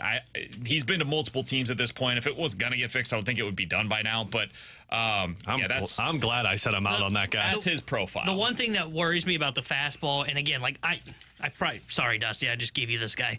But, you know, when I think of like breaking balls, I think of change-ups. What do you do constantly to fix that? Can be a grip change, can be how hard you throw it. With there's not much of a grip change for a fastball. You know, they've been throwing the four-seam fastball the same way for 100 years. I mean, look, this dude's been successful. Like 2 years ago, he was really good for Cleveland. He was Tyler Anderson. Yeah. That was his success. And that's why if I'm you don't worried want about Tyler Tyler Anderson. right now, you probably don't want Cal Quantrill. And even when he was great, his swing and miss stuff I wasn't feel there. like I just found love, and I know in yeah. 3 months I'm going to be back you on were the just market. trolled. You found a... All right, here we go. Next one up, the Matchmaker game. You guys can play this at home. 314-399-9646 is the Air Comfort Service text line. Lefty starter. Left-handed batters are batting just .215 against him. This is Tyler Anderson. He leads Major League Baseball currently in home runs allowed. And if you get that under control, he plays in a hitter-friendly park. His ERA would be like in the low fours. Home runs don't matter, right, BK? The curveball easily his best pitch. Probably should throw it more. That's something that Dusty Blake maybe would be able to help him out with. Opposing hitters batting just 195 against that curveball so far. No real power against it. He's 30 years old. Does have another year of club control remaining as well at $6 million. Are you guys interested in this 30-year-old starter that's currently available on the market? Nope. None of that sounds appealing to me. And I originally thought it was Anderson, and then when you said it was like $6 million, I'm like, well, I don't know if it's Anderson, but none of that sounds interesting to me. Yeah, I'm out on That this sounds like one. a 4. You said the home run problem, and Yeah. I went out. And you said he's already at a pitcher-friendly ballpark. So. A hitter-friendly ballpark. Oh, Excuse me. gotcha. No, I'm out. I think this is probably Austin Gomber. It was Austin Gomber. Man, what a terrible trade Guys, that would be. I can't tell you how long it took me to come up with positives on Austin Gomber. Is he the one that you texted me last night and said that he's the hardest sell? God. Look, man, you're trying to sell us the farm. I want the baggage. It is so bad. There is no... If the Cardinals trade for Austin Gomber, there will be... It is such a hard sell. That guy stinks, man. It is not good. Hey, he actually might be an interesting reliever because of his usage against lefties and the way that he's able to go about it. Like, lefties have some real struggles against him. The curveball's a real pitch for him. I also think Steven Matz could do that as a bullpen arm. 100%. As a starter, I have no interest in Austin Gomber. He does nothing for this team. They've got Steven Matz. They've got Andre Palante. They have no use for somebody like an Austin Gomber. I'm all the way out on him. I am feeling really good about my ability to profile people. Next one up. And the way that I went about this is kind of like bad to easy in terms of the profiles. It wasn't easy to get the two guys from Colorado. Easy's Let's good, put it that T-Bone. way. This next one I was surprised by. 5 years straight with a fielding independent pitching of 3.7 or below. Better fielding independent this year than Framber Valdez or Aaron Nola. Best command in all of baseball according to Ian Osiris's metrics. Added a sweeper. Great results over the last couple of seasons on it. Lots of chase outside of the zone. Finished in the top 10 of the Cy Young voting last season. 30 years old. Does have another year of club control remaining next season. 10, 15, $18 million. Yep, Zach Eflin. You guys interested in this starter that's had a fielding independent pitching of 3.7 or below each of the past 5 seasons? Great command. I don't like it, but I also don't hate it. Like, this one feels like the ultimate settle. This is Zach Eflin, if I'm correct. And, like, if they make the move, it's going to be I think it could surprise people because they'll be upset about it and he's better than you thought. But I also don't believe he's going to match the $18 million that's available to him next year because that, to me, is like a 3, and I'm not sure if he is that anymore. I'll say let's go to dinner. I'm going to say not interested because you said command pitcher. Command guys are fun. I want guys with swing and miss. That's like all that's available. Chase. Sure. Last year he had swing and miss. It's on a sweeper, and I understand last year was pretty good. The $18 million for next year, my hope is like Palante can fill that void next year. I'm saying no. I don't have much interest in this. This is, Alex was correct, Zach Eflin. Yeah. Zach Eflin is a more intriguing profile than I gave him credit for. If I'm going to be interested in another pitcher that we're going to talk about later on here in this conversation, I probably should be more interested in Eflin. 30 years old, got another year of control. It's $18 million, which is a little more than what I would want to spend on Zach Eflin's profile. He's got like Miles Michaelis plus would be the way that I would describe Zach Eflin, because the sweeper is a better pitch for Eflin than it is for Michaelis, and he's got command similar to Miles Michaelis, and you could make a pretty strong argument his command at this point is better than Michaelis's. I'm going to sound he's a 3. He's a really solid number 3 starter, but the difference between him and some of the other guys we might end up talking about, I don't think there's upside here to be a 2. I'm going to sound like BK just here. Exclusively a 3. His expected ERA is better than his ERA, so he has gotten unlucky. Independent stuff. He's been pretty unlucky basically the entirety of his career. It's a lot of Aaron Nola to his profile of like the stuff plays out one way, and then for whatever reason, the ERA ends up being worse most of his career. And I think some of that was the Philadelphia defense previously. I can't really explain it in terms of why that's gone awry in Tampa. Maybe ballpark factors play into that. I don't know, but his ERA has consistently been below the fielding independent number. For this defense, that might play up here at Busch Stadium. Yeah, for that defense, I think I'd be a little bit more intrigued. I don't like it. I don't love it, but at least I'm not upset about it. Yeah, he's more interesting, I think, than I gave him credit for previously. He feels like he could, and I don't know if he would be. He could end up being the like Montgomery movie. Yeah, where you you're look at surprised by it at the end, and then at the end you go. And I think baseball all agrees ERA? he's a 3. Yeah. And he's probably not going to get a big contract afterwards. But yeah, he starts over Miles Michaelis in a playoff game, and then the question is, are you better than Kyle Gibson? I say no. I wouldn't crush him if they ended up doing it. Agreed. Now, as long as I say, the caveat on that is like, I say that, and then like I don't see like someone that I don't know who's better. Do you trade Kikuchi ends up not getting traded, or do you trade a Von Herrera for him? That one I'm all out on. All right, we've gone through 3. Let's get 3 more on the other side. Let's continue with the matchmaker game here on BK and Ferrario.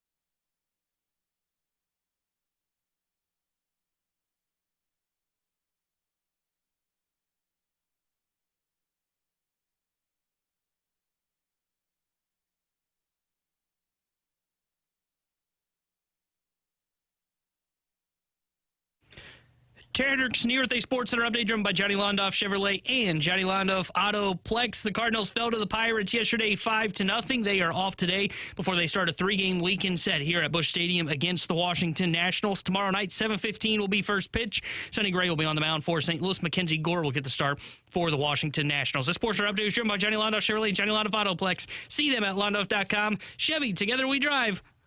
Are you kidding me?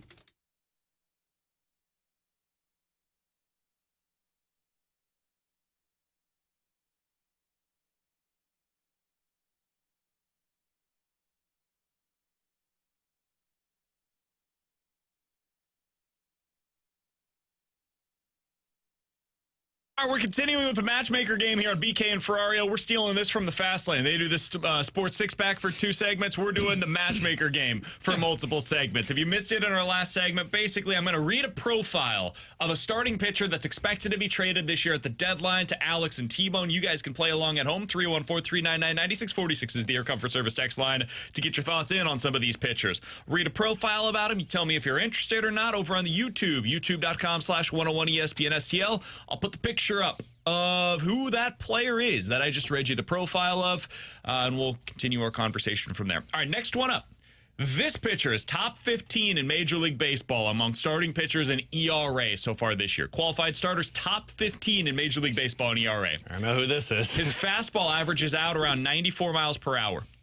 Top 5 among qualified starters this year in strikeout rate. Top 10 in walk rate in terms of best. Like he doesn't walk a lot, does strike out a lot. 40% whiff rates against both his slider and his curveball. There's that swing and miss that you're looking for. He's gone at least 6 innings in 12 of his 18 starts. Has gone 5+ in every start so far this year. He's 28 years old. He's on an expiring contract. You interested in this gentleman? Is this your boy? No, I know who this is. I'm in. Why do I not know who this is? I mean, you got the swing and miss stuff. I'm in. Eat innings. It's Jack Flaherty. Yep. Yeah. That's who I knew it was. Sorry, Jack Flaherty's putting together one hell of a season. Sorry, Cardinals fans, but that match is never going to happen. Dude, everything about the profile. He was Strip awesome last apart night. the name. Everything about the profile. This is the guy that changes your rotation, man. I know. I understand the history, and I don't think they're going to do it. But, dude, Jack Flaherty has been awesome this season. Everything about the profile is there. Oh, everything. Why are you getting angry over Dude, there? because it's so frustrating that the one guy that matches every single aspect of what they're looking for is the one guy that they probably will not even consider. I mean, you heard the guy who's tied in more than most yesterday with us say the Cardinals have not been connected to Jack Flaherty, and he doesn't understand why. So as much as that profile, and that profile is very sexy. I thought you were like hiding some stuff in the closet there. No, dude. You weren't. That's him. But it's just not going to happen. It was not hard to put together Jack Flaherty's profile. I was like, okay, which of the good stuff do I want to include in this? Because there's a lot of it. Everything is like, wow, yeah, that's good. Wow, that rebounded. Wow, velocity back up. His baggage is he thinks his catcher's an outfielder. Yeah. That's his baggage. We could put him out there. I would sacrifice that for Jack Flaherty. Wow, and Pahay's catching him? Yeah, I'm in. He's got everything you're looking for, man. He is the best rental arm that is going to be available. He might be the best arm, period. Depending on what happens with Skubal and Crochet, and I'm still skeptical that either are going to be traded, and I'm certain that neither of them are coming here. He's probably the best arm that's available to the Cardinals. And the part that is most frustrating for me, and it happened today, was when I saw Ken Rosenthal report and say, hey, Baltimore's interested in a reunion. Guys, he was worse for Baltimore than he was when he was here in St. Louis last year. So if Baltimore is really looking at it and saying, hey, if we can't get a controllable arm and it's going to cost too much, Jack Flaherty's our number 1 target, the Cardinals should be in on that conversation as well. I'm with you. All right, next one up. Let's keep going with some of our matchmaker opportunities here. Fastball velo on this gentleman averages about 96 miles per hour. How about that? All of his expected numbers suggest should be somebody that performs better in the second half than he was in the first, and he was fine in the first half, just not great. Top 15 in Major League Baseball in Eno Saris' stuff metric, ahead of Sonny Gray, interestingly enough. 4 pitches that get swing and miss from this starter. Top 20 in Major League Baseball in swing and miss, strikeout rate, and walk rate. And that's not a bad thing. That's a good thing. Not walking a ton of guys. 33 years old, expiring deal. Again, fastball velo, 96 miles per hour. You guys interested in this gentleman that could be available at the deadline? Is this your boy? Yeah. Yeah, I'm interested. And take out the name because like I've been on the train of the name. I'm still worried though that you say Kikuchi. I'm still worried that is not as good as you hope it is once you get him. Just like Bowden had said, like you're getting a 4. That's the guy you take home right there. Really? But why is it a 4? Because this is the kind of profile to me that I'm betting on. Because to T-Bone's point in the last segment, I'm betting on your coaching staff being able to fix a couple of things with him. Hey, can you iron out your pitch usage? Can we find a way to do a couple of things that make you a better version of the pitcher that you were while you were in Toronto? I think it's possible. He's somebody that I would be very interested in. I mean, I'm not opposed to him at all. Believe me, I want the swing and miss stuff. I want the upside. It's everybody we have talked to says that like what you're getting in Kikuchi is a guy who's going to give you 5 innings and you have no clue if it's going to be really good or if it's going to get blown up pretty quickly. And I think his last 4 starts have showcased that. His problem is his 4-seam fastball. Opposing hitters are batting 300 against it with a 540 slugging percentage. So the fastball is not a pitch that's worked very well for him so far this season. If I'm the Cardinals, what I would tell him is, hey, throw your changeup more often. Like, work your changeup off of your fastball more often, because his changeup is arguably his best pitch. He has not thrown it to a left-handed batter so far this year. According to all of the studies that I've seen, changeups have no splits. And I don't know if there's a reason why he believes his do have splits, but if he starts throwing that a little bit more against lefties, I think you're going to see a better version of him. And if he starts throwing his 4-seam fastball a little bit less and goes to his secondaries more, I think you'll see a better version of Yusei Kikuchi. His fastball is his worst pitch, and he throws it the most often.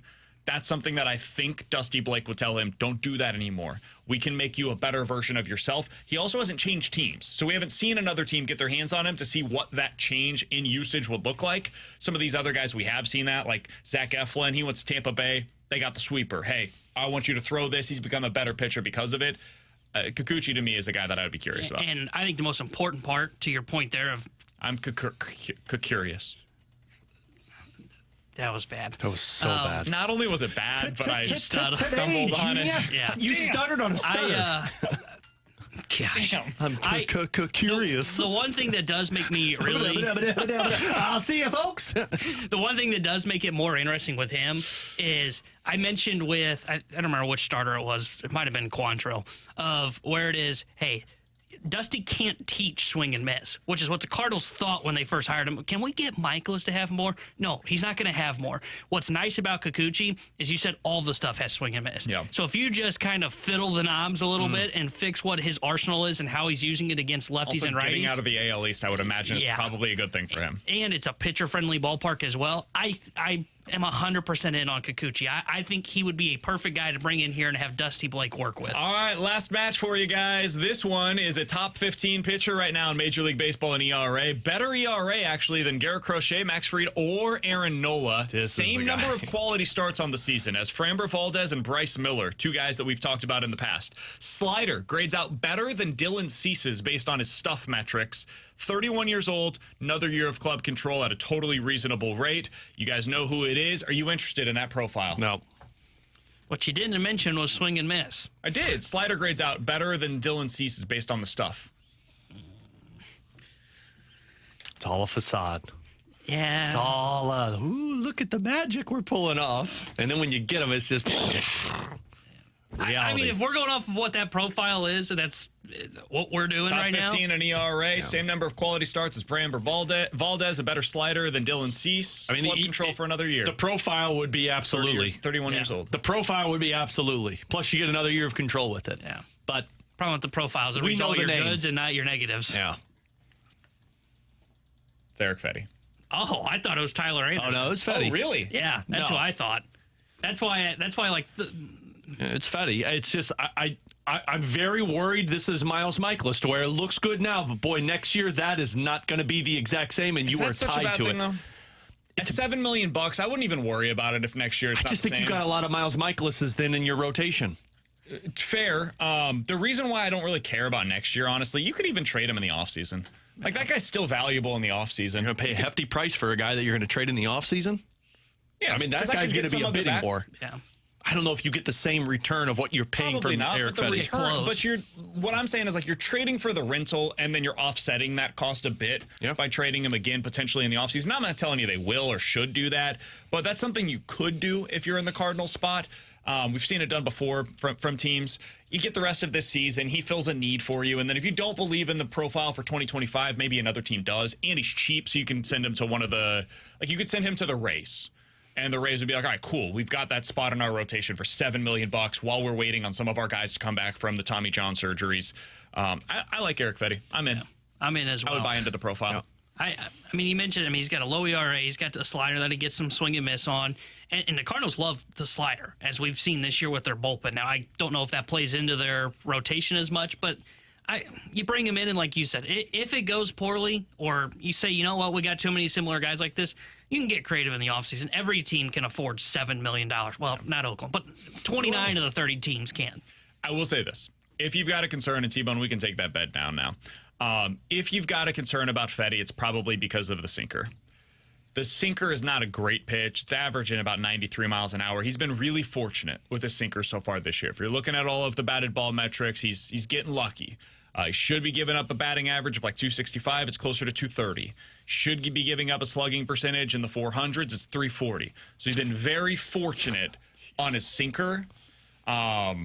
His other pitches, though, everything else screams, yeah, this guy's just been flat out good. The cutter's a good pitch for him. It's working against lefties. That's finding a way to avoid the big splits that you'd have from some of these guys. Sweeper's been a great pitch for him. It's got big-time swing and miss. Changeup has been a good pitch for him. People do not hit it hard. They do not hit it for an E-slug. He's really changed his offering. That sweeper has totally opened up his swing and miss profile. To me, he's a guy that I would be looking to target this year at the deadline. After doing a bunch of the research last night, I'm in on the top three: Fetty, Kikuchi, and Flaherty. And I'm more open to Eflin than I was yesterday. After looking more into his profile, Eflin's another guy that I could see what they would see if they decided to go that direction. Yeah. I'm totally out on Gomber and Quantrill. I just became even more firm in my stance. I feel like I need to shower because I said yes to Quantrill. Yeah, That's you throw yourself out there a lot, man. When you're lonely, you know. I get it. How do you guys feel about these guys after hearing more about their profiles? I don't know how your ranking would be. I would go Flaherty is by far number 1. I would go Kikuchi 2. I would go Fetty 3. And then I would, if you miss on all three of those guys, I'm open to the idea of Eflin based on what you read in his profile. Yeah, I think mine would be flipped with that. Flaherty would be 1, but I'm just like, I toss it to the side because I know it's not going to happen for the Cardinals. I would go Fetty 2 because of the control, even if I don't believe in it. Then I would go Kikuchi and then Eflin.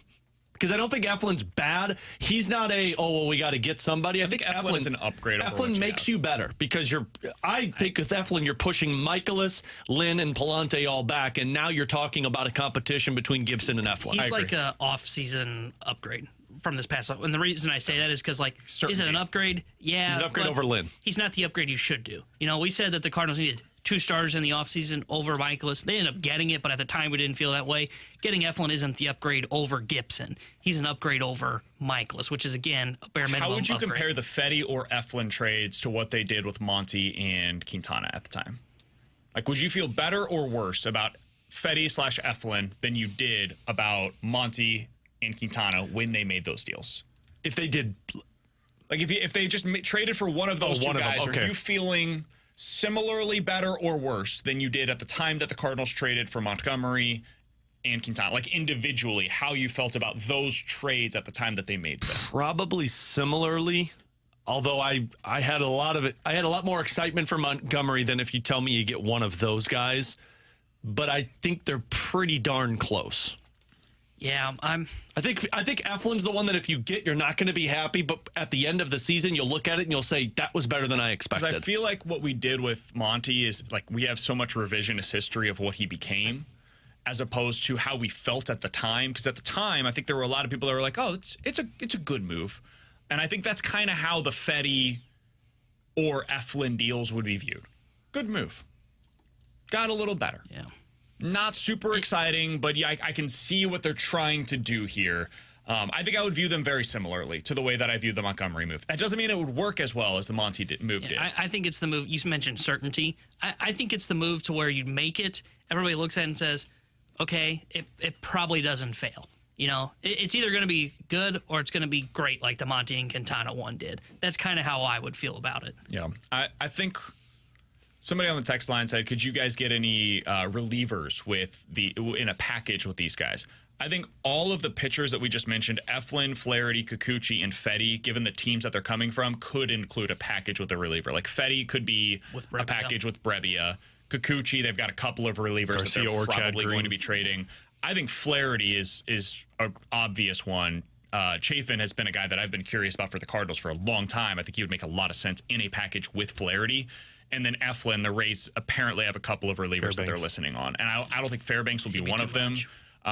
But they've got other guys that most people have never heard of. From Tampa, I'd probably be in on. Yeah, so you could make a package deal with any of those four, and you get a reliever and a starter. And that's the deadline. I think that's the deadline that they pull off, and then, maybe if they get crazy, they go get a right-handed bat. They won't do this, but man, what a good deadline it would be if you get Flaherty, Chafin, Canna. Just all in one spot. Just say, you know what, we're going to make one move this year at the deadline. It's going to be 3 players from the Tigers. We fix our right-handed bat problem. We fix our left-handed reliever problem. We fix our starting pitcher problem with swing and miss stuff. That's the deal to make. That's the deal to make. I wonder what that would cost. I don't think it would be a ton. It'd probably be... It's basically just the jack cost. And then you add a little bit more on for the rest. For the other guys. It'd probably be like a 3-for-4 deal would be my guess. Yeah. Is one guy is like the centerpiece and then 3 other kind of like Von throw-in Herrera, prospects. you're probably throwing in a couple of other pitchers and Pareto or I don't even know if it would JC. take Von Herrera. I think Flaherty's the part that costs you. I think Flaherty's the part that costs you a lot. Yeah. Essentially. All right, coming up in about 10 minutes or so, the Cardinals believe that they've got to get better against lefties, but they believe they can do it with internal options. Are they correct on that assessment? We'll get into that coming up at 1 o'clock. Coming up next, the Junk Drawer here on 101 ESPN.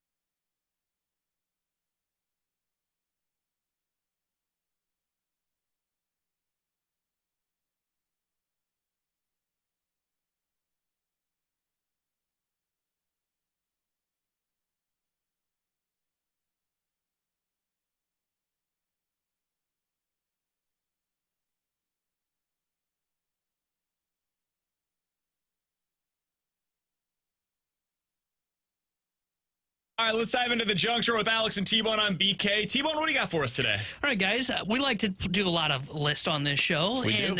I saw this list. I'm wondering if you guys can guess the top 10 here of the highest grossing film franchises. Top 10 highest grossing film franchises. Okay, Well, we know Marvel's- Alex's favorite is on this somewhere. Family. Fast and the Furious. Comes in That was at terrible. 6th with $7.33 billion. Let me hear your Vin Diesel. No, I don't have one. Marvel's got to be on there. The MCU is first at Yeah, $29.83 billion. It Where was was Fast and the surpassed. Furious? Indiana Jones? Indiana Jones is not on this list. Batman. Batman is 8th on this list. Batman. Fast and the Furious was 6. My Batman sounds like Vin Diesel. Vin Diesel should be Batman. James Bond. James Bond was 5th. I didn't know if you'd get that one. I love James Bond films. I'm worried that they're going to get the wrong guy to play James Bond next. Star Wars? Star Wars was 3rd on this I'm actually list. surprised it's third. Yeah. The second one, I'm not going to lie, might be a little tough.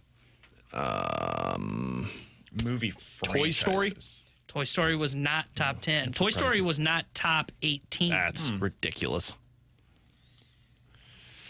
Man, I'm trying to think of other franchises that would fall into this. I mean, it's got to be something that has a ton of sequels with Mission it. Impossible? Yeah, Mission Impossible is a They are good not one. top 10. Wow. They were 16th at $4.14 billion. Okay.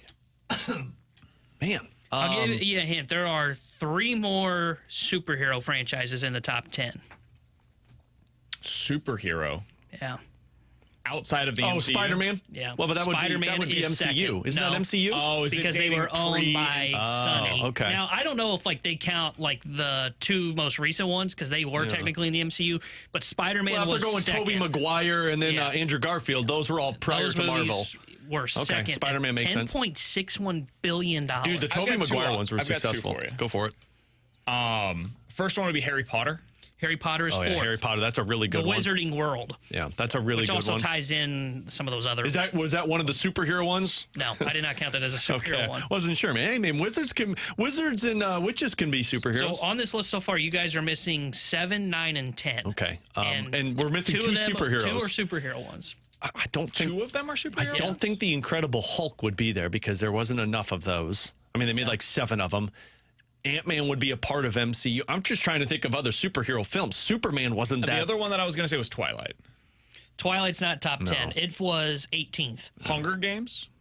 Not in the top 18. There's only 3 of those. Man, They're just so big. I'm blanking on the superhero ones because like, what other superheroes am I forgetting right now? Is it X-Men? X-Men was 9th. Okay. Yeah. Makes sense with the Logan and now the Wolverine. I don't have anything else. I think I'm out. I'm trying to. So we're missing 2 more. Yeah. One is superhero, and one Lord of the Rings. Lord of the Rings is not top 10. Lord of the Rings is 11th. Okay. There weren't a lot of those So either. one is Jurassic still, Park? Jurassic Park. That's a good is one. 10th. Was that a superhero one? No, I was going to say one of them just kind of got restarted. Jurassic That Park was gonna be because my you got other more hint. of them. I'm a little surprised you guys haven't thought of this one. Rocky? No? No, Not it's just top another 10. superhero one. Although I do agree, Rocky Balboa is a superhero in my eyes. You're gonna have to give me this one You because guys I don't are know the probably- superhero. You want to know what it is? Yeah. You guys probably got thrown off the scent. So you guessed Batman. Batman the is Joker? technically not in the DC extended universe. Oh, so DC, that makes sense. And I'm actually shocked The that it amount of finished eye roll 7th. that I have right now. That's so stupid. DC has been extended terrible. universe finished 7th. So the top 10 highest grossing franchises: Jurassic Park 10, X-Men 9, Batman 8, DC Extended Universe 7, Fast and the Furious 6, the 007 franchise 5th, Wizarding World 4th, Star Wars 3, Spider-Man 2, MCU 1. All of them I agree with. You take out DC Extended Universe. My biggest surprises are that Harry Potter and Star Wars are 3, 4. I would have thought that would have gone. I guess it makes sense. Harry that they're Potter not makes above. sense that it's that high up. No, I thought maybe higher. Oh. I thought And they then- would but maybe be it's- a little above Spider-Man. It's hard to surpass this. I mean, you're talking Spider-Man, though, like early 2000s That's the thing. with There's so 3 many different different- actors with it. And then 11 through 18, these ones are just kind of fun.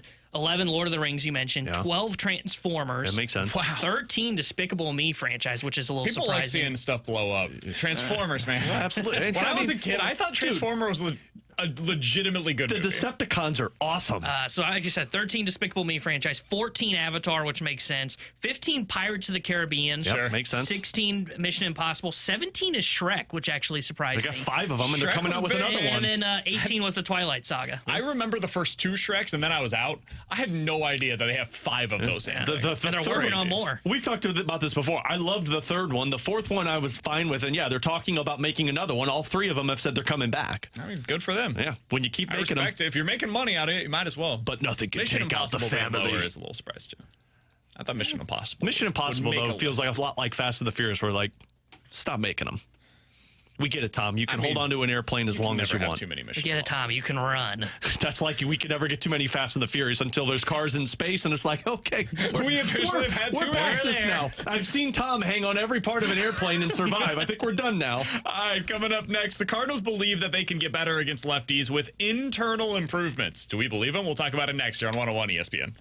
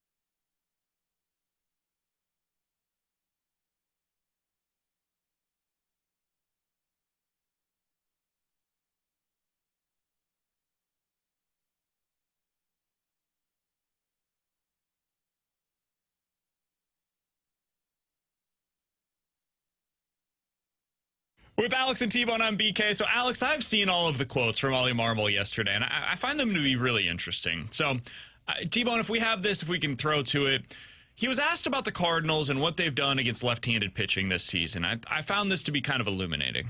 We're heavy left-handed to begin with, and Goldie and Nato as of late, if you look at their lefty numbers, they are better and getting on track.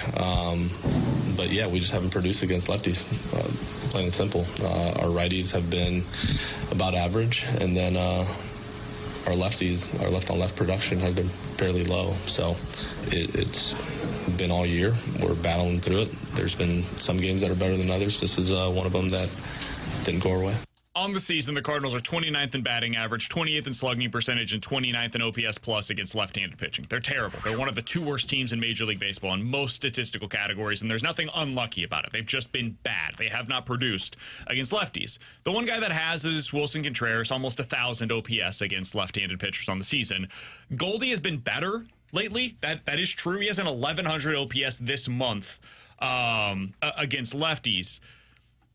The problem is I actually disagree with what Ollie said there. Arenado has not necessarily improved in a significant way. His OPS this month is 765. Like, that's fine against left-handed pitching. It's not what you need it to be, though. It needs to be significantly above that if the Cardinals are going to be what they're hoping for. At a certain point, we got to look at the left-handed bats in the lineup and say, okay, can you keep doing this? Like, one of their worst hitters against lefties this year is Alec Burleson.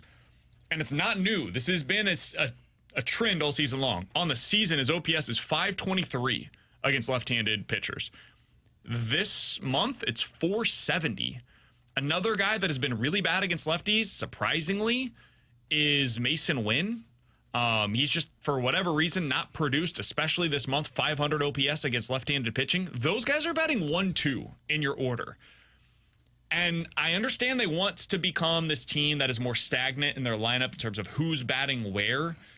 But, man, at a certain point, you got to look at the numbers and say, hey, we're going to have to move this around a little bit against left-handed pitching. So I guess the question becomes this, Alex. Do they have enough internally in your mind to be able to fix this problem with what they have? Or is this something where they need to upgrade the lineup in a meaningful way at the deadline to be able to improve against left-handed pitching? I think you have to upgrade it with a deadline, and the question always comes back to how much does that significantly change things? Because the pieces that we're talking about that upgraded at the deadline, you're taking a piece out of the lineup, and I think that would upset a lot of people if Mark Canha comes in and Alec Burleson's not playing in your lineup, but he's not good against left-handed hitters. If you're going to say that we're improving internally, then what you're saying is Paul Goldschmidt and Nolan Arenado are going to be lethal bats for us against left-handed pitchers. Because other than that, there's not much else you're going off of. Wilson Contreras is like a flat line. You know exactly what he's doing against left-handed hitters. Mason Wynn, kind of the same way. And all of these lefties, you see their struggles against left-handed hitters, specifically Alec Burleson and Nolan Gorman. Nolan Gorman so much that against a lefty, he's not even playing for you. And now you're going down the path of Dylan Carlson. I guess that's the piece that's entering the lineup. So if you're looking at it internally, you're basically saying Paul Goldschmidt and Nolan Arenado are going to improve. And I mean, you just went through those improved numbers. Sure, it's going up, but it's not going up enough that makes your team better. It's going up to the point that you say they're not as bad as they were prior, which still means you're not good enough to get this offense through a game against a left-handed pitcher. Yeah, I think relying on it being improved internally is just not going to happen, because I think that improvement mostly comes to Arenado. Like, Goldie has been fine against lefties, 766 OPS so far this season, which is actually surprising. I think it comes down to Nolan Arenado. Nolan Arenado, there's like no signs pointing to he's going to be able to figure it out. I think what it comes down to is if he's not the guy, then you got to bring in a right-handed bat that can kind of slot into your top five. And that's where a Mark Canha, a Lane Thomas, whoever you want to throw in there, Kevin Polk-Blah, top five, maybe not, but that's a push. Somebody that will hit left-handed pitching. And I think it's just enough that can make it to where you feel okay against lefties. They're not going to be able to make this lineup great against left-handed pitching because they're not going to get internal improvement, and there's no bat out there that's really going to make a difference for them. But I don't think you can rely on, okay, we need to see the internal improvement. You've been hoping for that for the last 2 months, and you're still not seeing signs of it. I just think you need to improve somewhere. I don't think that they're going to be able to get good against lefties. But Mark Canha, who we've brought up a few different times, the guy's batting .295 this year against lefties. He's got an OPS of .880 against left-handed pitching. That guy helps you. He makes you better. That's something you could do. It's not going to cost you a ton in terms of like giving up assets for him because he's an older player that is outfield / DH type. And for the last couple of seasons, his OPS has been like 850 overall. He's like 30% above league average offensively, specifically against lefties. And that's not valued across the league as much as it is for this team because most teams don't really need to improve in that area. There's a lot of right-handed bats across the league that can hit against lefties. This team just happens to not have any of them. And when you look at what the bench has currently, that's another problem is I actually like the left-handed starters. It is what it is. It's probably going to be a problem for this team this year. And I don't know how you fix it unless Goldie and Arenado get better. Their bigger issue is late in games when you got a lefty reliever that comes in. And you've got that lane of left-handed bats at the back end of your order. There's just nothing you can do. You have nothing on your bench to be able to deter a team from bringing in their like really solid, fine, unspectacular left-handed reliever to mow your lefties down. If you bring in a Mark Canha and he's on your bench, that may deter somebody from doing that. If you get Tommy Edman later on this season and he can be on your bench and he helps you out in that regard, maybe it doesn't deter it, but maybe you go to him instead of having that like Gorman Ciani lane right there at the bottom of your order with Burleson coming up second in the next inning. So you've got 3 out of the 4 lefty bats and boom, let's just go ahead and mow through these guys. That is where it becomes a problem for you. You need guys on your bench that you can deploy in those key situations. That was the Albert Pujols route, right? When he was here early on in his 2022 season. You need to replace that. You just really never have since he left. And right now you've just got too many left-handed hitters that are on your bench. So I think they need it. I think they need to go out there and add somebody. And I'm worried that they're living on hope still that Tommy Edman comes back and he's a piece of the puzzle. And then from there, you don't have to worry about it because you're talking about one bat that can do it. I think you need 2 guys, though, because like Edman, I think, can platoon in center potentially with Ciani in this scenario. But that goes back to the Mo conversation of looking at the roster and how difficult it is to open up playing spaces on your roster if you don't do that. Though, like if you bring in, because I'm right, I think you're right, Alex. I think that may be what they say. But if you bring in, and I don't know that it's a certainty that Edman's going to be back to himself, but in the scenario where he basically replaces Dylan Carlson. And because he's on the roster, you no longer need Crawford because Edman can play shortstop for you capably as a backup just like once a week, which is basically what they're doing now at this point with Mason Wynn. So you have Edman there, and then the spot that Crawford previously held as your backup shortstop, you now use that for the right-handed bat. And boom, you're good. Yeah. That's it.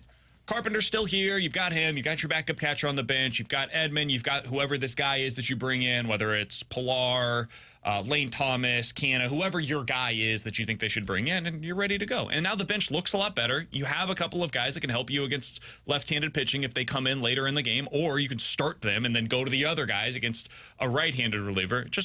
It's a better way to operate, in my opinion. And it's not that hard to do, and it just requires you to either option or trade Dylan Carlson and DFA Brandon Crawford. And I think everybody is probably okay with that at a certain point. Except the Cardinals. Can't get rid of Brandon Crawford because otherwise, how do you think this clubhouse got to this point? I think they're going to do, and it'll save them from DFAing him. My guess, especially if many setbacks as Edmonds had, they're probably going to try and push him to September. Sure. And then you get the expanded roster. You got 2 roster spots. Now you don't have to go the route of DFAing Crawford, which, hey, if Edmonds not back till September, you know what? Fine. It is what it is. Yeah, now you're just replacing the Carlson spot on your roster. And at least you've upgraded there. Yeah. Like, Carlson's roster spot was supposed to be this guy that we're talking about. He's supposed to be able to help you against left-handed pitching. It just hasn't. Yeah. It just hasn't worked. So that's what I think that they should do. All right, coming up in 15 minutes, we're going to talk a little bit about Scott Perunovich. He had a good conversation with Jeremy Rutherford. It's in The Athletic earlier today, Alex, about why things have gone awry for him so far in his career and why he believes this is the year that things get back on track. We'll tell you why that is coming up in 15 minutes. Believe it or not, is next here on 101 ESPN.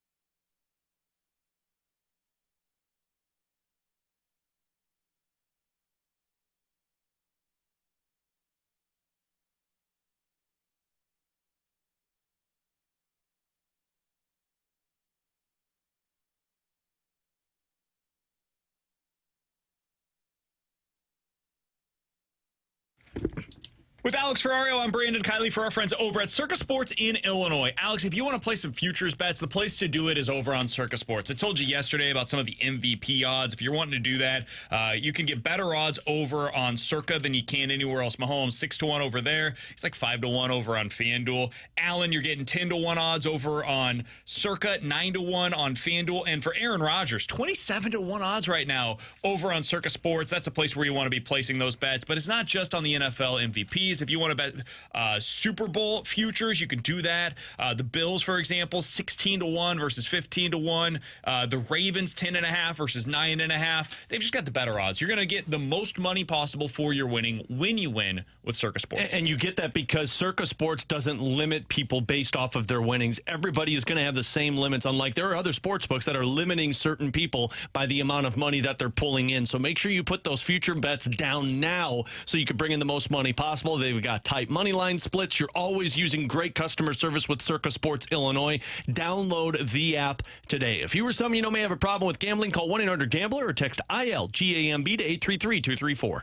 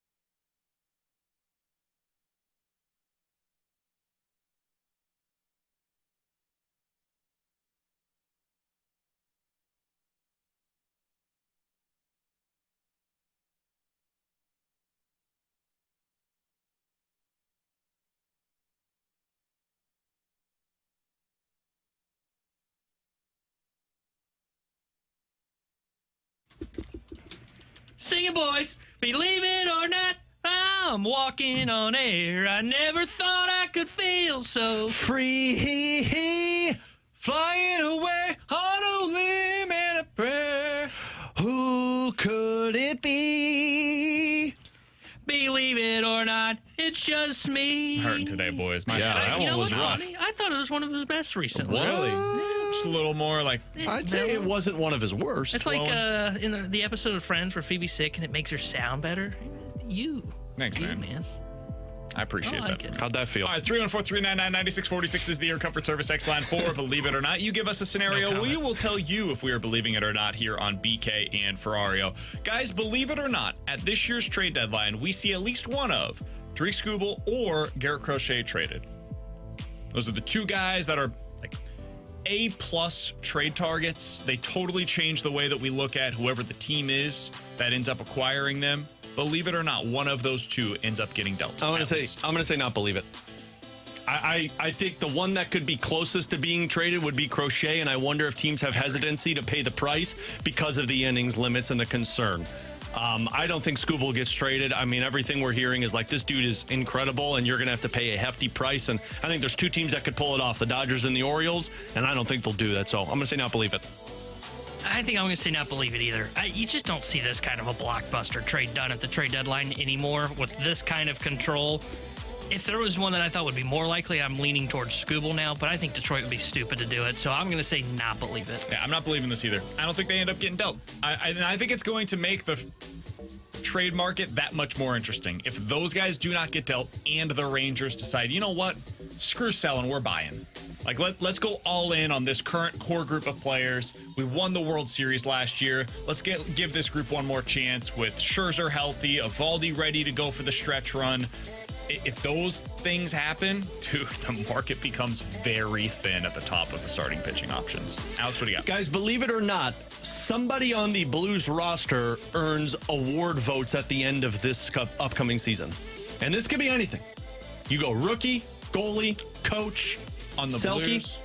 Wait, say this again? So I thought he anybody, was talking about the Cardinals there for a no, second. anybody on the Blues roster earns votes for an award at the end of this upcoming season. I don't think you're going to have any Rookie of the Year nominees. Dvorsky. Yeah, I don't know that they're going to end up. I don't think he's going to end up being on the roster on opening night. Is there a Lady Bing candidate? Maybe. It's the Gentlemanly Award. There's always a Lady Bing Award nominee. I'm going to say not. I just can't think of. I mean, if Bennington didn't get Vezina Trophy candidate votes last year, then I don't think it's going to happen this year. You don't have a Selke unless Robert Thomas gets to 100 points, and I don't know that they've upgraded enough around him to do that just yet. Yeah, I'm going to say not. I think I'm going to say not as well. The Bennington one was the one that I thought of, but you're right. He didn't get Selke this year, so I'd be shocked if he gets Selke this year. And then, you don't have an MVP guy. You don't have a Norris candidate. Nobody's going to put up those kind of points. How dare you? So, Alex, do you disagree? Are you believing that? I think there's 4 that could earn votes, and it just comes down to certain things that have to happen for the team. I think Bennington absolutely could earn votes. I don't doubt that one. I think if you do again what you did this past season, I think you get more people that pay attention. I do think Dvorsky makes the team, and I think he stays with the team. I think that one could be in there. Robert Thomas, we talked about that earlier this week. I think he could get to 100 points, and that's Selke Trophy. And if the Blues make the playoffs, I think Bannister gets some type of Coach of the Year award.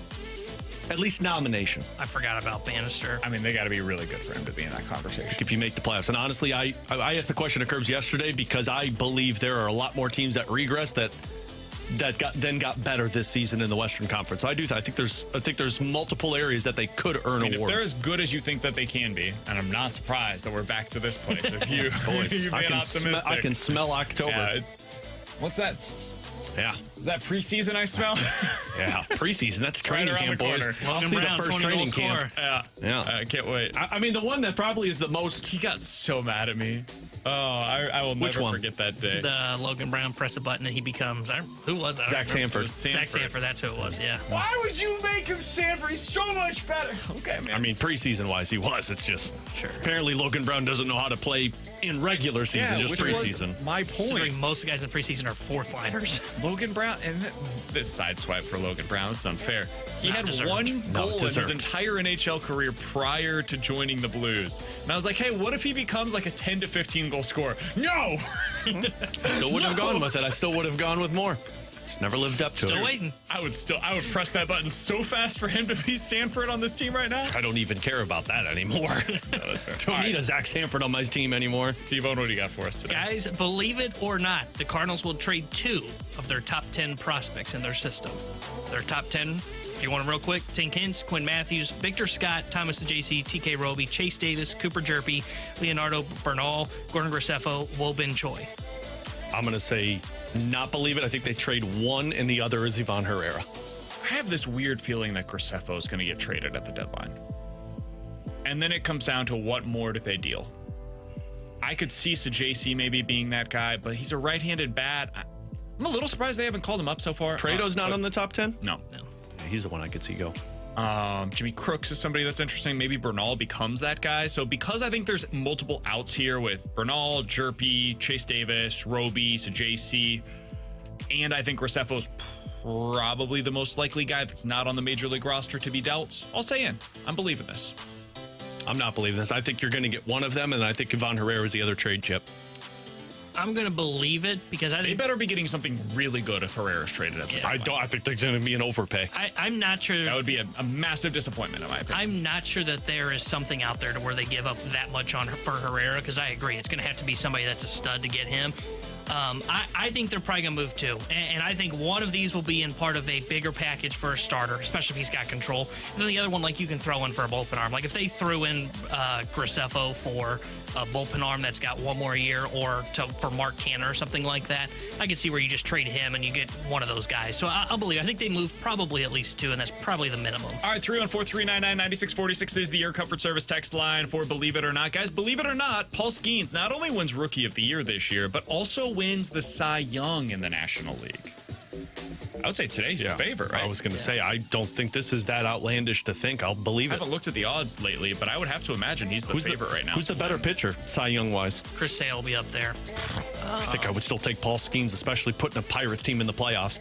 They showcased the team ERA, and that team ERA being one of the best since 2013. Wow. And a lot of it is because Skeens. Favorite. It's Sale and then Wheeler. Sale's been awesome. I would bet on Skeens. I would too. And the weird thing is like it's not supposed to play into these votes, but we know how this works. Like he's become a phenom, so he's getting more national attention than what Wheeler and Sale are. I would believe this. I think he wins Rookie of the Year, and I think he wins Cy Young. All right, 314-399-9646 is the Air Comfort Service text line. Guys, believe it or not, Arenado hits fewer than 60 home runs the rest of his career.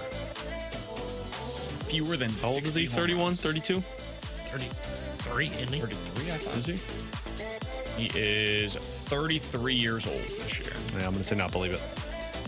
You think he gets more than 60? Oh, I thought it was he hits more than 60. He hits fewer than 60 home runs believe the it. remainder of his career. Believe it. Man, I think I will believe it as well. I mean, if he's got, what, 3 more years under contract? Mm-hmm. And then, like, let's just assume he retires after that. He probably would play another year if he wanted to. 15, 30, 45. I think he's now a 15 home run guy. So 45, he'd almost need an extra year. I'm going to say believe it. It'll be close, though. I mean, since the start of last season, he is 4% above league average offensively. That's now 2 years of data. The slugging percentage is just on a steady decline. I'm going to remain optimistic here, and I'm going to say not believe it. I think he gets over that, and he finds some kind of a power surge. I don't know where it comes from or how it happens. There's probably going to have to be some kind of a swing change, but I'll say not believe it, even though in my heart, I don't know if I really buy that. All right, 314-399-9646 is the Air Comfort Service text line for Believe It or Not. Just a couple more here. Guys, believe it or not, the Cardinals, because they have so many holes, will decide it's actually better for us to stand pat at the deadline. I'd be pretty surprised by that. I don't think they'll add nothing. So I'm going to say not believe that. Yeah, I'm not going to believe this either. I think you make some type of move, even if it's going out there and getting a bullpen arm and saying that's all we could pull off. They'll do something. Yeah, I'm not going to believe that. I do think based on the holes that have now presented themselves, I do wonder if it makes them more likely to either, A, not get all 3 of their needs, which is starter, bullpen arm, and a bat, right-handed bat, or they say, we don't want a controlled starter because we don't want to give up as much. We just want a rental this year. Yeah. I think they're going to make a move or some moves. I just don't know how exciting they'll be. Last one here from the 636. Guys, believe it or not, Mo comes out and surprises us at the deadline by making a really good trade that nobody saw coming. Not believe it. That would have to be in the Jordan Montgomery vein. It would probably require them getting a pitcher something from their major league roster that we didn't see coming. Or getting a pitcher that you didn't expect to be traded. Sure. Which, like Chris Bassett with the Toronto Blue Jays. But I think it would have to even, like, Montgomery was more out of left field than that. Bassett, I could see being traded this year at the deadline. Yeah, well, I'm talking like something. Scherzer at this point would be like the surprise for me. Sure. I'm even thinking more along the lines of like the Red Sox trading Pivetta. Like they decide, you know what? We need this that you guys have, and we're going to give you Pivetta in return. Like that would be surprising because the Red Sox have now, they're in contention, like legitimate contention. Or I guess one of the Seattle Mariners trading one of their pitchers. Yeah. Sure. That might be out of left field. Yeah, you trading Nolan Gorman and you get one of their big time pitchers. Yeah, that still seems like an offseason move. And that's obviously bigger than the Montgomery one, but that's kind of more in the lane of what I'm thinking of here. Yeah. But I'm not believing it. I don't think it happens this year, but I hope to be wrong. That'd be cool. I'm not going to believe it either. That 22 team was really good and a lot better in terms of where they were sitting in the standings than what this team is. And they had an offense that could play. Like they had Goldie at MVP, Arenado, I think third in MVP, and Pujols was getting ready to hit his prime at the deadline. This team doesn't have the offense, so I would be shocked if they pulled a big surprise and came out of left field. It'd be fun. Would be fun. Rooker would be the surprise. If they found a way to like come together with a package for Rooker, whether it's major league pieces or doing something like Herrera plus pitching from your system, that'd be the fun one. That would be exciting and would legitimately make me feel like, okay, maybe there's something more here. That'd be fun. All right, coming up next, Scott Perunovich. Is this the legitimate fork in the road season for him? I've said this before. Whew, I feel like we've had this conversation a time or two. We'll talk about it next year on 101 ESPN.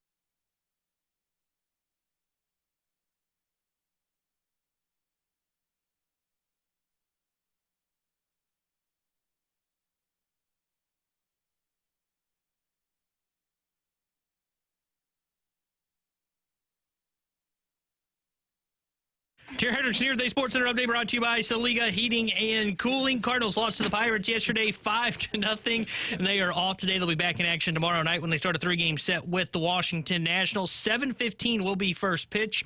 Sonny Gray will be on the mound for St. Louis. Mackenzie Gore will get the start for Washington. The Sports Center update is brought to you by Saliga Heating and Cooling, an independent American Standard heating and air conditioning dealer.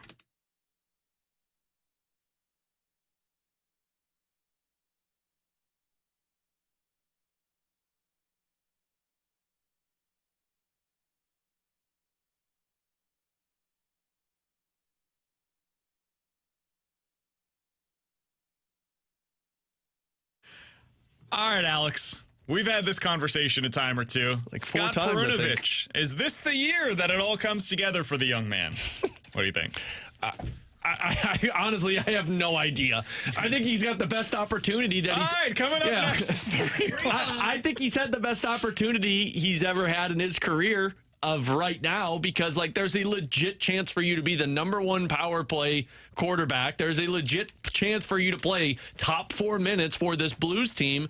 It's all going to come down to him. I loved the article that Scott Perunovich had with JR that he put out earlier today. He's listening to the birds chirp now. Yeah, and you know what? It's good to listen to the birds chirp. I listen to one in the backyard all the time, and I just want to throw something at it. But no, that's the frogs. Those are a different story, but for another day, I would assume. It's good that he's in a different mindset, because we all remember the article that JR wrote about Scott Perunovich last year, and like this is a dude that's reading books in terms of like trying to keep his mind in the right place. Perunovich can say whatever he wants to say, do whatever he wants to do. It's all going to come down to, do you create offense? Because there's one role that Scott Perunovich plays. It's offense. The exact same role that Torrey Krug plays. So if he's willing to shoot the puck more, and I'm glad that he referenced it and talked about how like everybody he speaks to tells him the exact same thing. If Scott Perunovich wants to have this be the fork in the road moment, it's going to come down to you shooting the puck, because you could be what Torrey Krug has been for the last 3 years. But if you aren't willing to do that, if you're more focused on just passing the puck and not making mistakes, this will be the last year that the Blues give him a contract, because I don't think he's got RFA status beyond this year.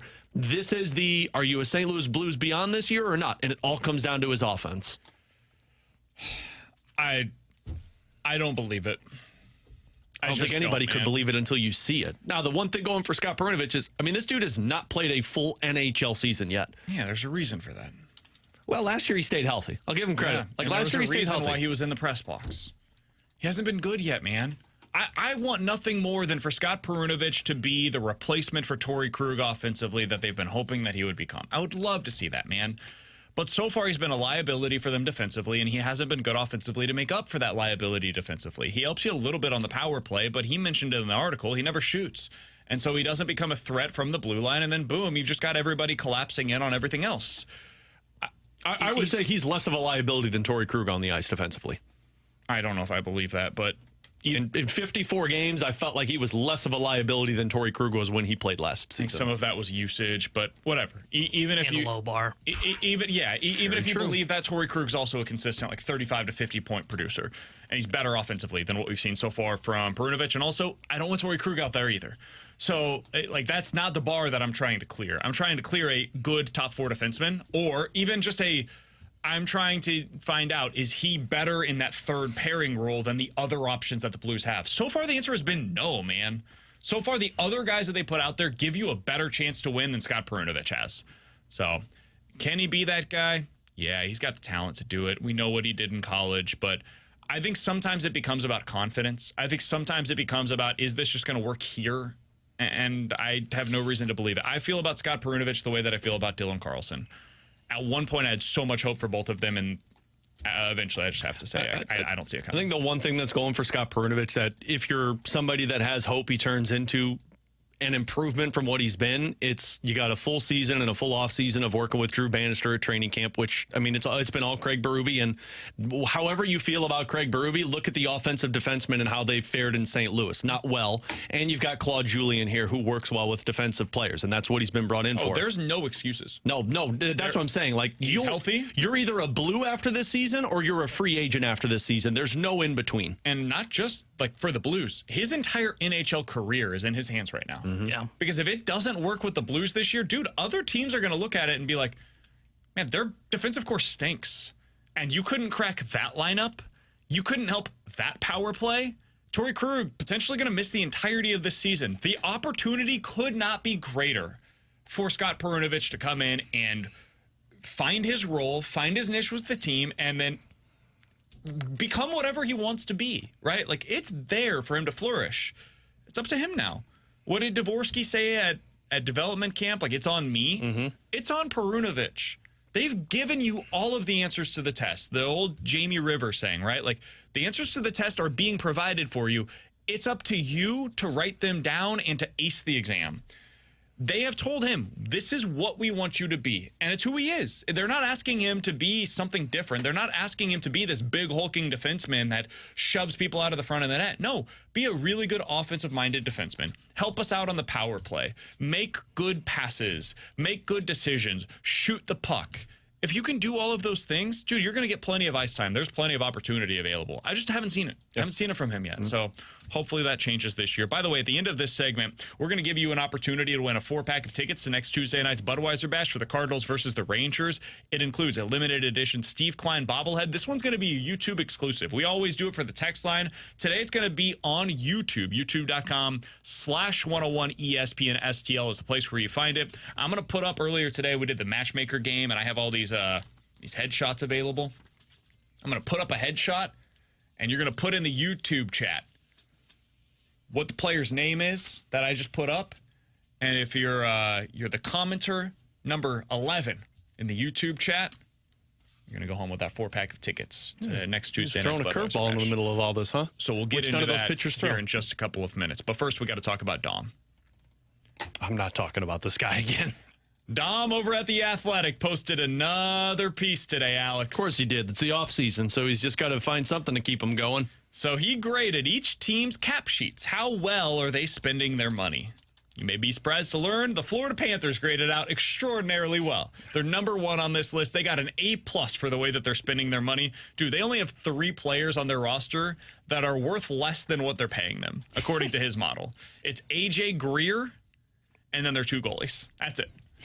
Everybody else on the roster is a plus in terms of the value. The Edmonton Oilers are number 2 on this list. Number 3 is Colorado. Number 4 is the Carolina Hurricanes. And at number 5, the Vancouver Canucks. Well, I would imagine we're pretty low on this list as recently as a couple of seasons ago. But they've changed their lot in life. Players are playing better. They got a good coach. Things are heading in the right direction. And the hope is that will be the case for the Blues as well. Because as you continue scrolling down this list, you see the Blues, Alex, at number 30.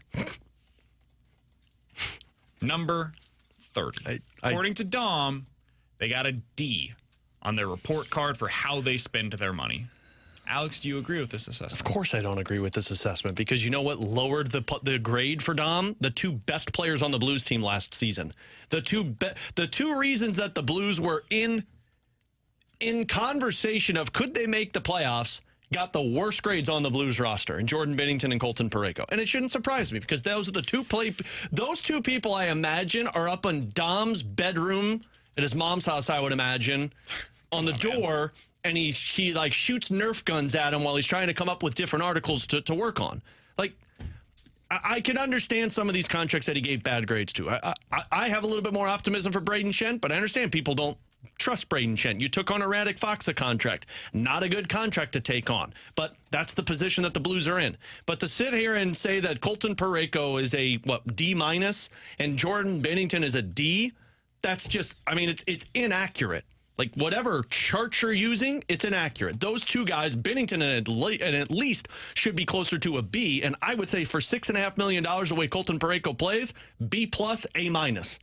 And that would put them into the middle half of the league, which is where they should be. You think they should be at a B+? No, not the team. Colton Parayko or Jordan Binnington. Whoa. No, Jordan Binnington should be at a B+, and Colton Parayko, in my opinion, should be at an A-. And that would move them up until the middle half of the league, which their report card... I think they would still be pretty low. I think the report card would be somewhere around a C. That's what I would give them. Because you've got 2 young players in Thomas and Kyrou. I think their blue line is just so bad that it would be hard for me to get them in the top half of the league. Like, between Nick Leddy, Justin Falk, and Torrey Krug, those contracts are just really tough, man. Because the no trade clause, I think, should be included in this. It's not just the money; it's the no trade clause. Think about it, though. Like, those are yes, Torrey Krug, but Torrey Krug and Justin Falk aren't who's bringing them down. It's Colton Parayko and Jordan Binnington. That's what's bringing these guys down. Well, I mean, Torrey Krug's grade He's is right there worse with Colton than Parayko. Binnington, and Justin Falk has a worse grade than Binnington, and Nick Leddy has a worse grade than Binnington. Binnington's a C+ on this. Those other guys that I just mentioned are C-, D+, D, and D-. Braden Shin taking them down further than Binnington as well. So the blue line is the thing that's really holding the Blues back, and honestly, to me, that seems fair. The rest of it, like I'm with you on Binnington. The way that they grade him, I just disagree with. I think it's silly. The blue line should be graded as poorly as it is. I think 30th is low. If you wanted to put them in like the bottom half of the top 20, though, that seems fair to me.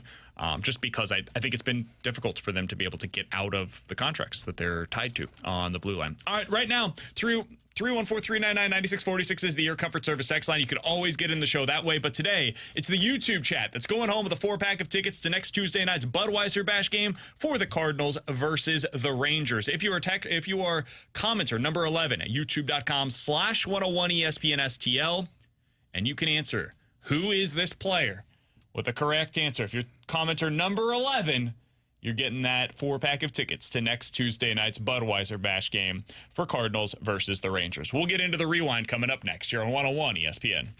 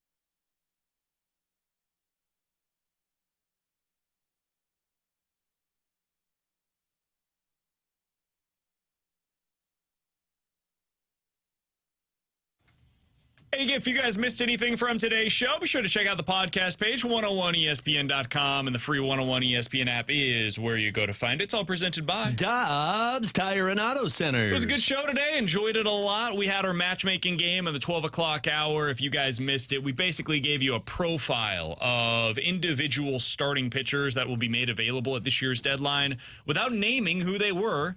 And Alex and T-Bone were able to decide who they found to be the most interesting starting pitching options at the deadline, including Cal Quantrill, Austin Gomber, Zach Eflin, Jack Flaherty, Yusei Kikuchi, and Eric Fetty. Those were the 6 that we profiled today.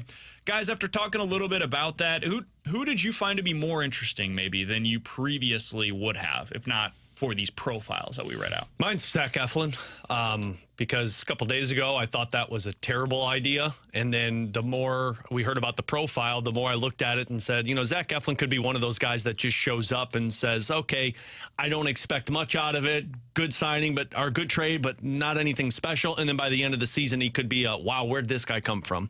Eflin a little bit for me, but I think the one, and it wasn't so much surprising, just as it's more surprising that what his results are based on what you read off, is Kikuchi. I've always liked Kikuchi. Every time I've watched him pitch, I love just his stuff, not going by what the numbers say, but just what my eye test says.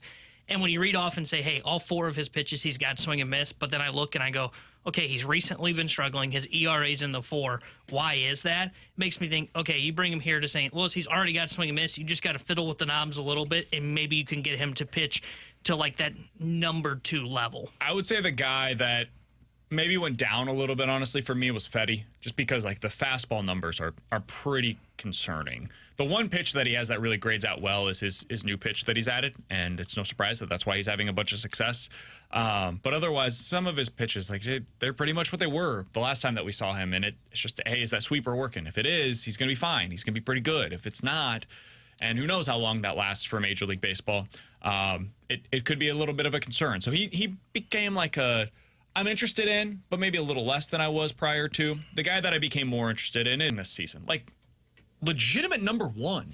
Maybe not ace, because that's reserved for very few pitchers across baseball, but top 15 in ERA, fastballs back up to 94 miles an hour, top 5 among qualified starters in strikeout rate, top 10 in walk rate in a good way, not walking anybody really this year, 40% whiff rate against both his slider and his curveball. His breaking balls are back for him this year, gone at least 6 innings in 12 of his 18 starts, 5+ in every start so far this year. Expiring deal. You don't have to worry about what that means for you next year. It's not going to cost a ton, I don't think, to get him because he's an expiring contract. Man, if he didn't have the history here in St. Louis, we'd be saying, Mo, do whatever you can to go get Jack Flaherty. But because of the history, obviously that changes things. But he's the guy that, based on the profile, I became more interested in, and I was already pretty compelled by what he brings to the table. All right, for Alex and T-Bone, I'm BK. We'll talk to you guys tomorrow at 11 a.m. The Fast Lane's coming up next here on 101 ESPN.